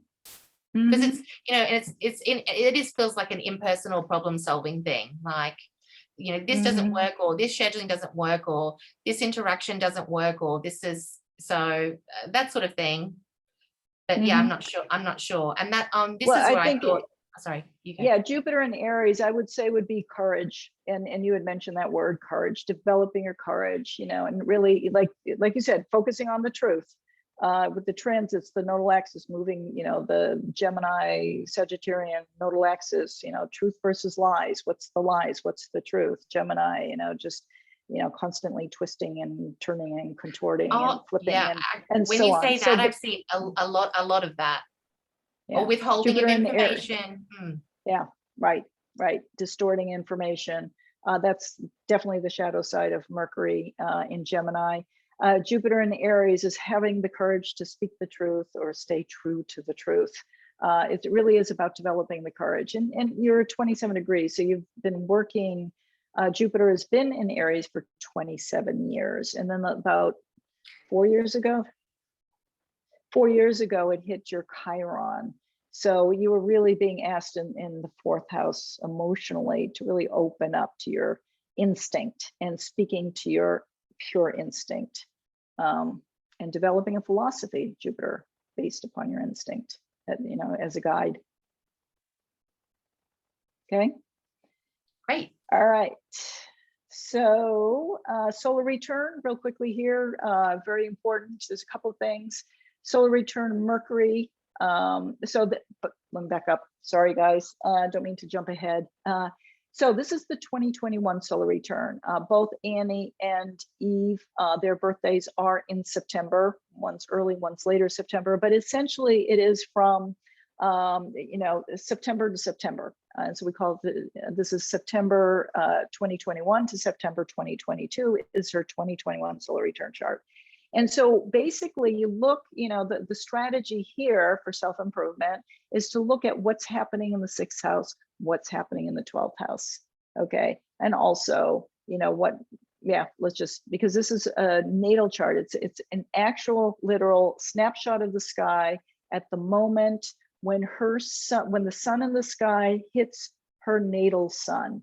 And so we take a snapshot of the sky, or the program takes a snapshot of the sky, and that is like the natal chart for that year. And it can be very significant to help us focus on the year. So the question here is, what is the focus on this year? Mercury and Libra in the 6th house. No surprise that you're in this presentation. So, right, learning about Virgo, learning about 6th house, and learning the balance, how to balance, 12th house, 6th house. The one thing that was interesting that Annie said was that the solar return Mercury, when I asked about this, she brought up the new moon solar eclipse on December 4th. So we just had a new moon solar eclipse. Actually, you brought it up for the transit chart, I think, but I put it here. So the new moon solar eclipse, so we had a new moon on December 4th that was conjunct her north node. Because we're looking at the solar return chart, so you can't see the north node here, but it was conjunct the north node, which is really interesting. And this is where Annie was telling me, she found a very significant moment in time to bring a love of the body and balance and health to it. So explain a little more slowly, Annie, this time again, what your experience was on the solar eclipse. Oh, sure. It was just, it felt very spirit heavy.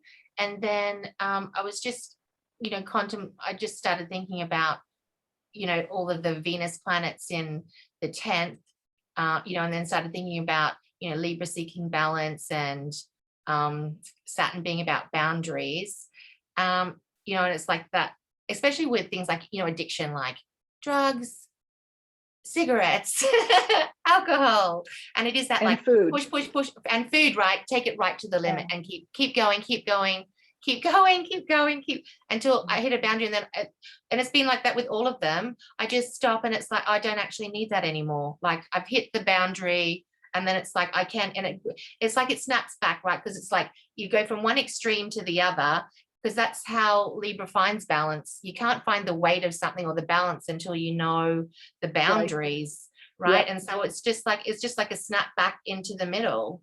So I've just, it's not like this like diet and exercise regime. It's just like, oh, it's just a refinement now, and it's not like that starving like void. And Christina, it didn't matter how much I ate, what I like, I could eat all day, and it's like nothing, it couldn't touch the sides, honestly. So it's been, and I'm just feel so satisfied, like I feel a sense of fulfillment. It's just it's so good. It's so good. And it would, it wouldn't matter, if I went on some like lemon juice only diet or something, you know what I mean? Like I just needed this transit or something to click for me, and it's like, oh, okay, I can just, that's done now. So that's Mercury and Libra in the 6th house for your solar return. This is very much around bringing balance to the body. And Mercury, remember, Mercury rules the 6th house for you personally, but also generally. And so this is very significant that you have Mercury and Libra in the 6th house for this year. So it's very much around, finding the rituals, the sacred vessel that I was talking about earlier, the rituals that will maintain your body in health and wellness, spiritually, mentally, physically, emotionally.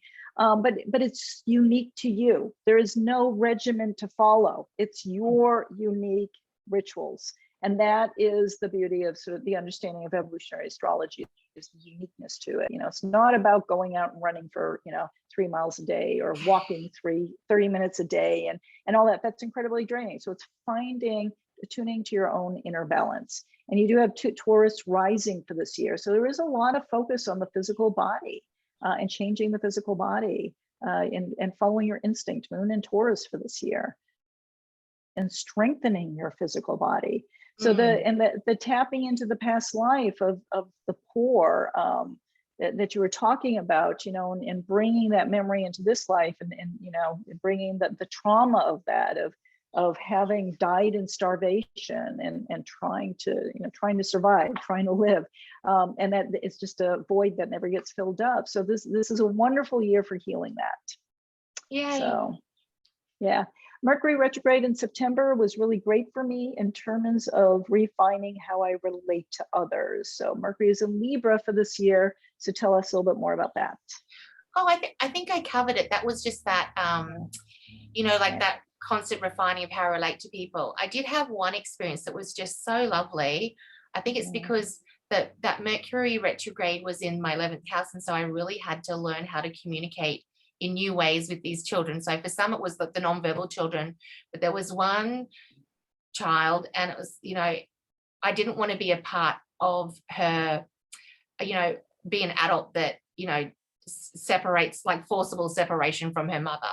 So we had to do things in a new way. So I was kind of negotiating with her, but also allowed me to see her experience the emotion in her body. Normally I would be, you know, trying to, you know, like, oh, let me distract you with something, or let me, and I was like, actually I can't, she doesn't want any of that. I'll just let her have what she needs and explain to her, like, oh, if you can come and just stand here so I can be in this space and make sure everyone else is safe too while you do what you need to do. Would you like a hug? No. And she was like running and chewing and she's just so agitated. And then at the end, you know, she stopped and she said, okay, you know, I'm ready now. And she said, can I have a hug? And we hugged, and literally, Christina, makes me want to cry thinking about it. It was just like her heart and my heart. And it was just so loving and so full of gratitude for each other. It was just, it really changed me. So yeah, that was my favorite part of Mercury retrograde. Yeah. Yeah.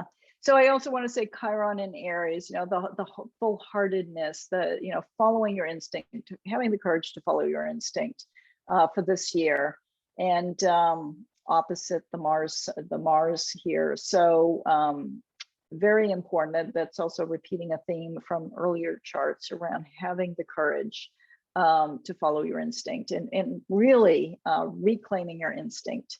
And I loved how you described, you know, working with, I guess, mentally disabled, you know, handicapped children, and learning how to communicate in a very different way. That's so appropriate, apropos for your North Node conjunct Neptune in Sagittarius in the 12th house in your natal chart, with Jupiter squaring the Nodal axis. So yeah, you're expanding your ways and you're expanding your mind in ways that is really phenomenal by working with these children and through some of your own, like the journaling experiences, you know, following your dreams and so on.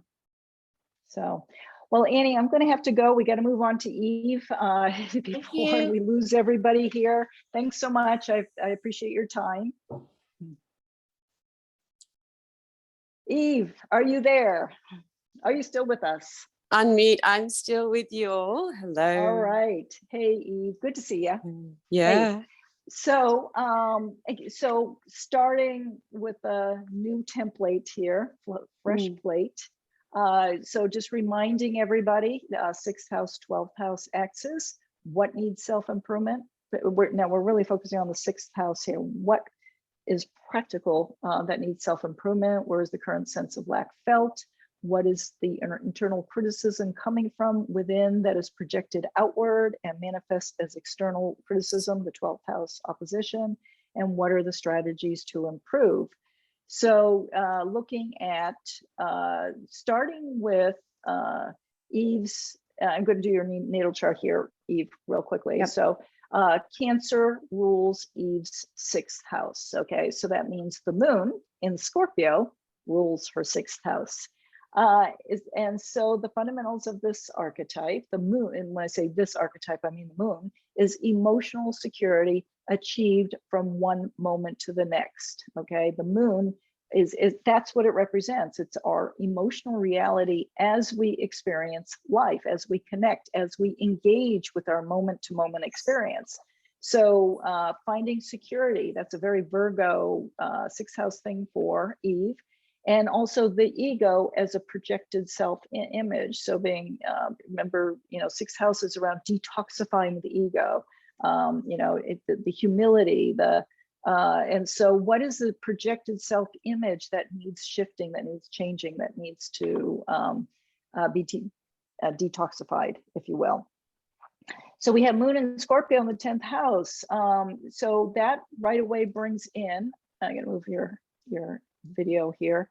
It brings in her Pluto in Libra, because Pluto rules Scorpio. As I mentioned earlier with Annie, Eve is also part of the Pluto and Libra generation. So that tells us right there that her emotional vulnerability that she's bringing into this life prior to incarnation, into this incarnation, is emotional vulnerability in relationships with others. And then it being conjunct Mercury there as well. And so mentally kind of just, again, just like Annie, being really focused on the other and adjusting her opinions, her thoughts, and so on, 9th house, based upon the others. So this lifetime's about finding her own inner, her inner center again. And then Venus, Libra. So we got Venus in Leo, retrograde, in the 7th house. So it tells us, that there's a sense of feeling not seen in relationship with others, and desiring to be seen. Okay, not having been seen before. The retrograde points to Aquarius, its opposite. So there's a real evolutionary trajectory or pull, if you will, towards the opposite, the Aquarian objectification. Leo's very much all about me, needing to be seen, needing to be appreciated, needing to be applauded, but really learning to this lifetime to kind of to not take it so personally. Okay, that would be the Venus in Virgo. I need to take some water here. And then, so the moon conjunct the north node of Scorpio. So her evolutionary intention is to, so she has, as we know, moon in Scorpio is very intense, so strong. It may, in some ways, maybe emotional, a turbulent emotional reality. And the north node of the moon, conjunct her moon in Scorpio, is really learning how to find inner security, but maintaining. Rather than going into fear, the fear of betrayal, moon and Scorpio maybe, or in a very visible way, public way, 10th house, but north node in Scorpio is maintain her connection with life, or finding a connection of depth rather than fear. As in, that's not easy to do when you're attempting to connect with others or connect with your reality deeply. And then going through the layers of fear that requires to come to the north node in Scorpio, the evolutionary intention. Anything you would like to add here, Eve? No, that's just really accurate. I'm finding my daily practice has a lot to do with noticing tension as it arises as an emotion and a feeling in my body, and being able to still maintain connection, especially with others, while holding that tension. It feels like my kind of evolutionary kind of training ground at the moment. It's just like, because I've been my whole life waiting for the tension to go away, and then, feeling secure enough to relate to someone, but I'm learning that the tension will always be there, and that I just have to be able to hold it in relationship. So that's not easy to do. It's not easy to do. I can imagine with moon and Scorpio. And then you have, and then of course, Saturn and Cancer, which is very important here. I am going to, I think it's right here. Okay, the moon in Scorpio ruling the 6th house, and then we have Saturn and Cancer. So that's important. So Saturn and Cancer in the 6th house, that is what is detoxifying That is what is needing self-improvement. And it really is, how do you emotionally relate to others as you process and move through your own fears, the Saturnian, which are fears of conditioning, you know, the conditioning of your parents, the conditioning of your upbringing, conditioning of all of that. You're kind of having become, what's the word, sort of a prison, you know, an emotional prison. Saturn and Cancer is like emotional shutdown, right? So so the North Node in Scorpio with Moon conjunct Scorpio is like, how do you relate intensely and deeply on a soul to soul? How do you share yourself emotionally when you have these fears to move through simultaneously, right? So that's what needs improvement around Eve's emotional security. So ultimately, the guiding light, the 12th house, Capricorn, ruled by Saturn and Cancer, is finding emotional security, ultimate emotional security within herself, despite what's going on with other people. That is part of the evolutionary intention in holding the intensity of her emotions without Saturn and Cancer shutting down. So I can imagine this is a lifetime of whittling away those prison walls, you know, kind of like chipping away at the walls slowly as you encounter one, as you design, and it is your desires, North Node and Scorpio, Moon conjuncted, guiding you to kind of, I sort of see a hose, like hosing down the walls that keep you self-imprisoned, right? And so it's your emotional body that's melting those walls. Totally. And it's not on here, but I also have the asteroid Eros conjunct my North Node and Moon. So that thing of my, like, really using my desires, you know, my Venus in Leo, what makes me shine, what lights me up, and using that to, you know, melt the walls, so to speak. Yeah, really allowing that passion to be the key and the gateway, which is hard. Good. Yeah. Yeah. Yeah. Yeah. So the next slide here, so, you know, ruled by Pluto in Libra, karmic past being the Pluto in Libra, which we already talked about, ruled by Venus in Leo. And this is what you'd written last time. Do you want to speak to this? Finds it very difficult to be in a relationship. Look, relationships are really challenging because of that, you know, that real calling to be emotionally vulnerable and the fear that it brings up. I'm much happier on my own, but also to not, you know. And so there's been this whole thing around my relationships. I've just actually moved into my new place and separated from the father of my child very beautifully, amicably, and everything else. So it's just been this long journey of relating and death and rebirth, and with each iteration coming closer and closer to my own personal truth, which feels like the only thing that, you know, I can really tune into. So we'll be talking more about this when we get to the transits and so on, because that's beautiful. I think very important. You got some interesting story here. Transits. So then the Saturn and Cancer, let's see here. What needs improvement? And this is something you talked about last time, is the Saturn and Cancer. Do you want to read that? This Saturn and Cancer.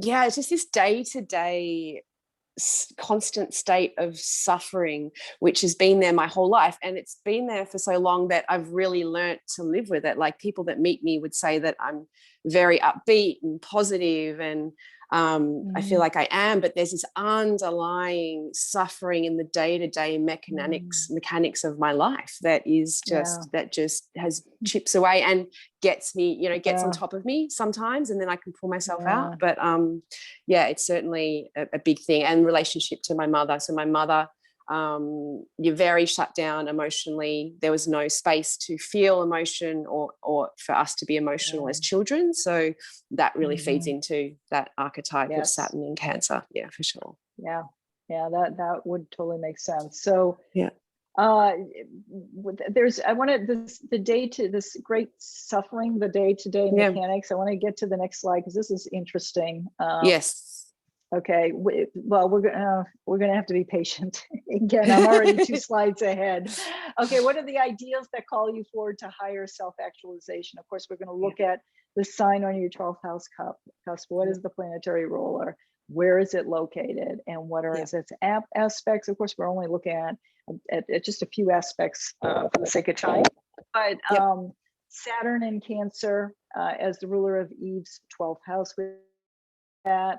If you want to go ahead and read this, and again, this is the guiding light. This is your trajectory for integration. Okay, go ahead. Yes, it's just this thing about imagining life as a treasure hunt, you know, with my deepest truths and heart yearnings buried beneath my heavy emotions. So I've really been on this journey of using my emotional landscape as a gift rather than a suffering. So I've really had to transform my relationship to it, to see it as a gateway to my deepest heart's yearning. So it's been this journey, you know, and really using my emotional landscape and reactions as a pointer to where my magic is. So yeah, it's been this real shift in perception to about Mercury, about it being heavy, like actually seeing it as a positive thing, as markers towards, you know, my evolution.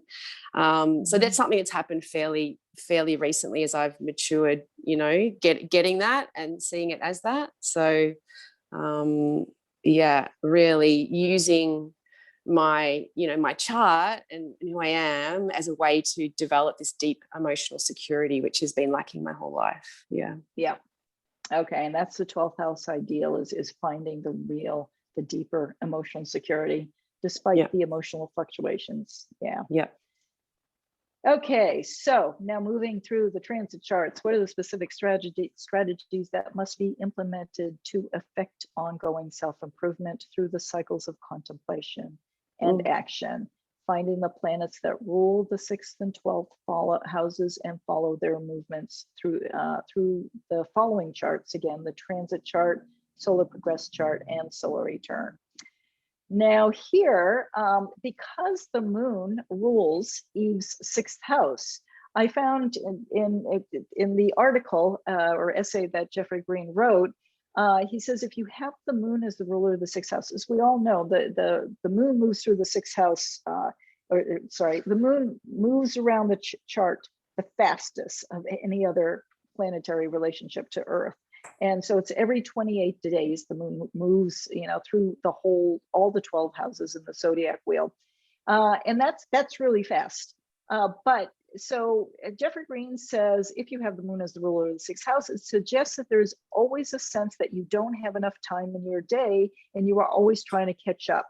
This in turn correlates to your sense of emotional security. And when I wrote this to you, this is literally what Jeffrey Green says. And I said, is this your experience? And this is your response, if you want to read that. Yeah, it totally resonated. Like I've had this constant state of feeling like I'm overpaced is the best word. It's just like always, you know, striving to the next moment. Like, and I always just thought, you know, everyone's trying to, you know, be present and, you know, be in the now. But there's this, it's just something that drives me that I just feel like I'm always next. And there's never enough time, never enough space, never enough, you know, improvement, never enough. And it's, I can feel it almost, you know, chipping away at my mental, emotional, and my whole well-being. And it's something that I've really had to learn to notice, and slowing down in all aspects of my life is the only thing that helps to combat that pace. And I still haven't got it right. It plagues me every day pretty much. Yeah, that's tough, having moon ruling your 6th house. And remember, the moon is our self-image. So project, you know, you are detoxifying this self-image that you came in with, and the moon in Scorpio, you know, being intense. Well, there could be many things there, but so it is a continue for you, you know, of all people, on an emotional level, it's a continual adjustment process. And so because you have Saturn and Cancer in the 6th house, it seems to tell me that it really is about getting yourself grounded in physical reality, and grounded into your physical body, and grounded into what you find so mundane. And I forget where you said that, but just so hard, the daily rituals of living. Yeah, totally. And really finding the extraordinary in the ordinary, you know, finding the magic in every moment of my day feels like the key. Because again, that the tendency, Yes. that overpaceness, I'm always trying to get to a place where I've done the mundane and I can focus on the spiritual, you know what I mean? So I found really shifting that perception and seeing every moment as a spiritual practice is a way to really combat that pace. Yeah. And that is I was wondering, now that you said that, I was wondering with Pluto in the 9th house, that's the, you know, the emotional sort of radar that had gone off track. And one way to interpret that would be the up and out cosmology. It's better to be in spirit, you know, it's better to be in contemplation. It's better to be in the mind and conceptual reality. So the Pluto polarity point is in Aries in the 3rd house. So 3rd house, you know, your phenomenal reality, that's it for you. That's where it's at. Of course, you know, it is, and then making sense of it in a philosophical conceptual way, but 3rd house, 6th house, really important for you. So on transits, we got transiting Saturn in Capricorn. So I'm following Saturn around her chart. It takes 29 years to go around, well, 28 to 30 years to go around the chart. Interestingly, she had, you see Saturn right here. I bet I did circle it. Saturn just went over the ascendant. I mean, it's really on the ascendant here. So that means it has been moving through her. It's just finished moving through her 12th house, which is always nice because, you know, when you're in the middle of something, it's really hard to understand what the heck's going on. But now she's kind of on the other side of it. So I asked her what was going on, you know, of significance between the end of December 2017 to March 2021, which is what, half a year ago or so. Totally. And that was my son was just turned 1. And so that was the period when I started, 2 things, really questioning the relationship that I was in and questioning what I needed emotionally to really be deeply satisfied. So that was a big part. I started that questioning, and it was a process that went through pretty much till February 2020 when I told my partner that I wanted to separate because, I feel like the birth of my child, Pax, really, like it does, fast-tracked a process and really sped up an evolutionary need to really be true to my Scorpio moon and also what I need emotionally day to day in order to feel deeply satisfied and to be able to serve the other person that I'm with. So, so that went on right through, that period. Yeah. Taking self-responsibility to create the life that you want. That's totally. That's and Saturn, Saturn and there, letting and the Pluto go Libra. of that. Yeah, go ahead.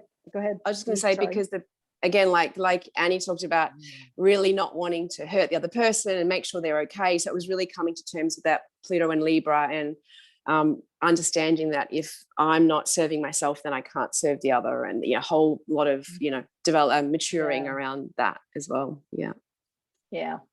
And then you had a Saturn opposition.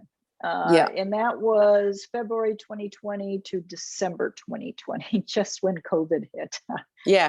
But what a time to have Saturn opposite your natal Saturn. So Saturn was, going through the end of Capricorn during that time, right? Opposite the Saturn here. I think I have that. Yes.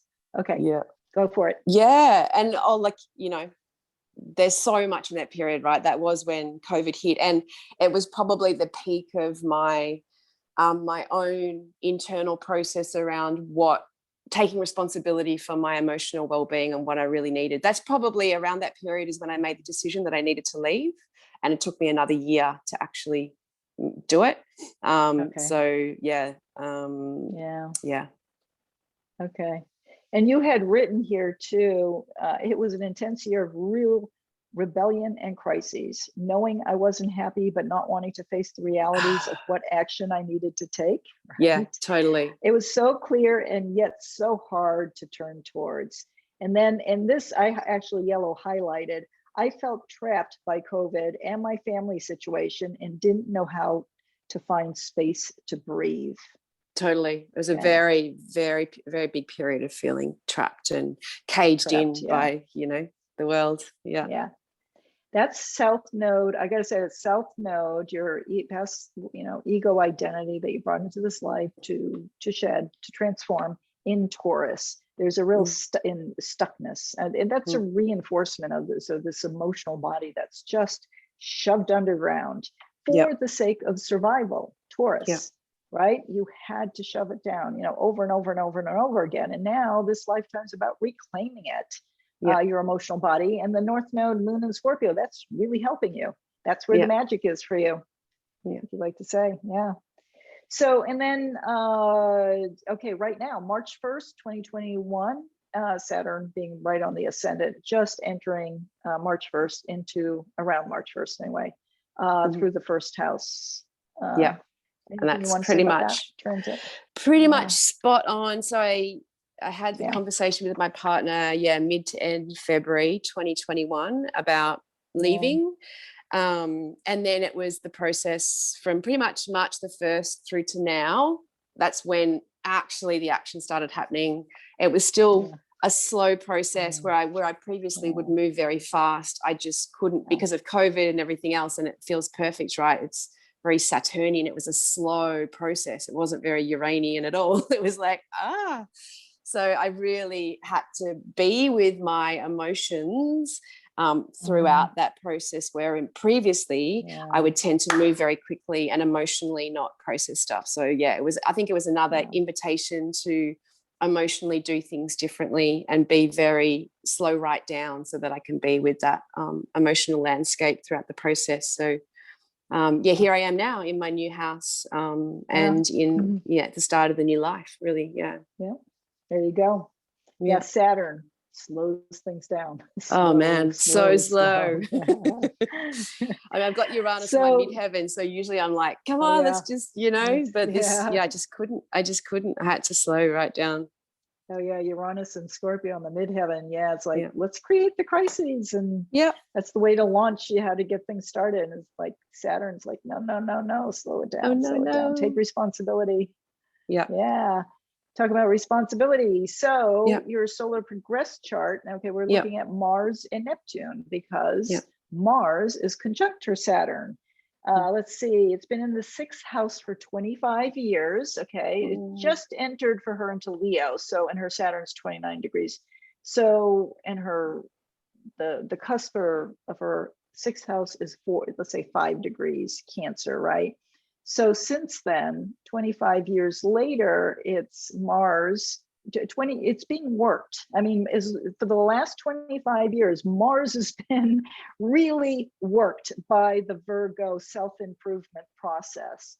So, and then Mars conjunct Saturn for the past 2 years. It's just barely past it. So the question is, how has your Mars been improving for the past 25 years? And then how have you been taking responsibility, Saturn, for emotional anger, which Mars would trigger? So this is, I want to, hold on one second. So Mars in Cancer, that is the cave. It's like all your emotional body is just shoved down in the earth, in this cave, right? So you can go on with life, happy, doodly daddling along. Mars comes along, slowly for 23 years or something, getting tweaked and being worked on, and then it just opens. It says, okay, you're going down into that cave. I want you to feel your emotions now. Okay, go ahead. Yeah, totally.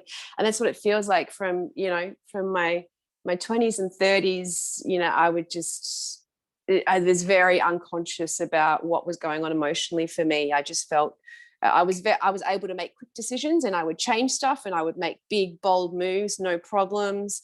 But I did it so quickly and with very little conscious attention to my emotional body that there was so much that got repressed during that period. And then, the last 2 years in this super stable relationship with a man that I deeply care about and I feel so safe with. So this relationship I'm coming out of is the safest relationship I've ever been in. And it really permitted me to feel and I really had the space, because usually I'm with partners that I need to rescue, and this partner is fine, and he just held space for me. And I had so much emotional processing through that whole relationship, but Mhm. particularly in the last couple of years. And I Mhm. think I talked about a lot of resentment, a lot of stuff around people that I've blamed in my life for where my life has ended up. There's been a lot of that, projections. I had to deal with, reclaiming a lot of that, and really taking Mhm. ownership for where I stand in my life right now, emotionally Yes. and Yeah. physically and practically. Yeah.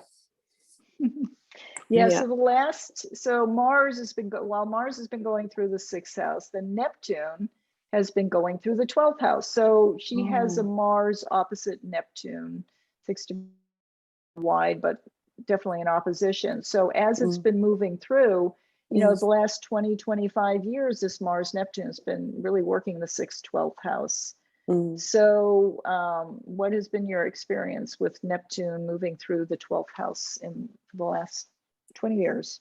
Oh yeah, and again, I think, and it being in Capricorn, so really, Yeah. it's been a theme around escapism, and so a lot of my 20s and Yeah. 30s, drugs, alcohol, cigarettes, similar to Annie, Yeah. and really Yes. using that as a way to deal with what was deep down that I wasn't willing to look at, and then as Yeah.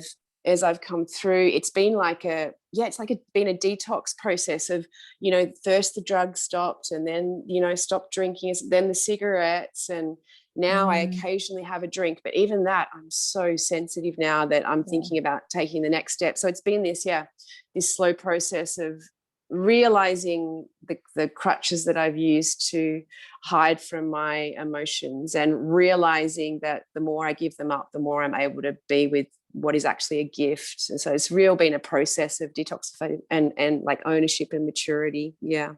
Mm-hmm. Yeah. Mm-hmm. And I think, that my physical body is so important. My physical and mental well-being is such an important, because during that period too, I had a psychosis, and I lost, kind of lost my mind it was about a month in and out of hospital, managed to come out of that. Okay. But there was a lot of, very Neptunian 12th house stuff that I had to come to terms with and take responsibility for. Yeah. Yeah. Wow. Disappearing into psychosis. Wow. Yeah. Yeah. So good for you for finding your center again and coming back. Totally. Right. Yeah. So talking, the 2021, there we go again, solar return. This is interesting because I want to say, you're talking about the addictions. For 2021, again, this is September 2021 to September 2022, give or take.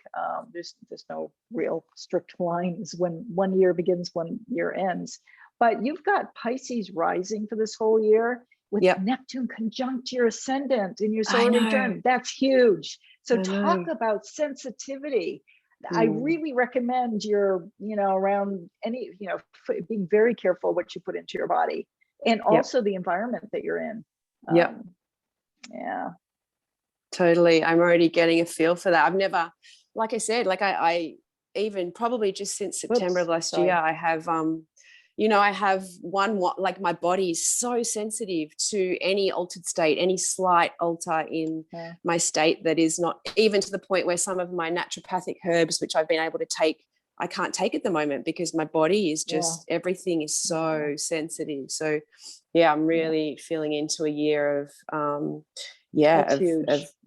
walking that. Yeah. I meant to circle this. That's what I was just, sorry, I didn't mean to interrupt, but I was trying to get the circle up and I never did it. So Sun opposite Neptune, that's huge. First of all, Sun, to have, you will always have Sun in Virgo, every soul, because it's all, the solar returns are all based on your Sun. So the Sun in Virgo, it's the placement, the house placement that it is. To have it right at the edge, of the 6th house there, it's like detox. And then opposite Neptune in the 1st house. I mean, boy, really being careful around your surroundings and who you engage with and so on. You'd be very, very vulnerable in some ways. This really totally. would And I'm feeling very protective around intimate relations too. Obviously, just finishing up with my partner, there's now this space of, and I'm just feeling so, the idea of even, having a conversation with someone is just, quite terrifying. My body feels so sensitive in my energetic body. Wow. And then Jupiter in the 12th house. Definitely. that's a big piece too this year. I've been feeling that call. Part of the reason separating from my partner, feeling this intense calling to a new tribe and a new way of living, and you know, like really transforming. I've always said to my partner, this nuclear family doesn't make sense to me. Like being in a house with you, me, and like it never has made sense to me. And I feel like this step is part of me moving towards the, you know, the tribe and the way of living and the group that really is going to resonate with me. Yeah. Yeah, that's huge. Yes. Yeah. And because it's retrograde, it's pointing to Leo. So there's a way in which, finding like-minded people where you can have, that are inspiring to you and that expand your mind, but also where you can play and create and shine, Yeah. Talk about, Venus in Libra. It's relational, but of course, 8th house, it'll be a year where you want intense relationships, which is kind of your MO anyway. It is. Yeah. But then your moon conjunct Mercury. So remember, the moon rules your 6th house natally, right? So the moon for this year, moon in Libra, so it is around finding balance and harmony always. Yeah. Yeah. Yeah. In relationships. Yeah. Okay, guys, this is really, sorry, it has been 2 hours and almost 15 minutes here. We've really gone along. So anyway, thank you so much for your time, Eve. Thank you. Really appreciate it. And Annie as well. And Sue, are there any questions that you would like me to address? If you're still there, Sue. Yes, I am still here, and no, there are not any questions. Okay, I was just joking. But that was wonderful. It was so good, informative, and the meticulousness of the whole analysis was just awesome. Thank you. Thank you Thank so much. And if there are any questions, that are posted in the YouTube channel, I will be watching it for a while to see if anything pops up and address them. Great. Sorry, Christina, are you doing part 2 of your astrology teaching next year? I Your am doing part class? 2. Yeah, so my astrology class, so I just finished part 1, Intro to Evolutionary Astrology, and then part 2 does start up January, the 3rd week in January, but it's only for people who've taken part 1. Even if so it's just kind of, unless, well, we can talk about it, because I know you're studying evolutionary astrology. Maybe I'd have you watch some videos, so because it's important for me that everybody's on the same page, right? Sure. But we can talk about that later. Yes, it does start 3rd week of January. So okay, great. Yeah. Thanks, Annie. We'll talk. Awesome. Well, thank you very much, Christina. This was awesome. Okay, you're very welcome. And I wish everybody a great night. And those of you in Australia, and I saw someone from Iran, have a great day, Sunday for you. So thanks again. Take care. Thank you. Bye-bye.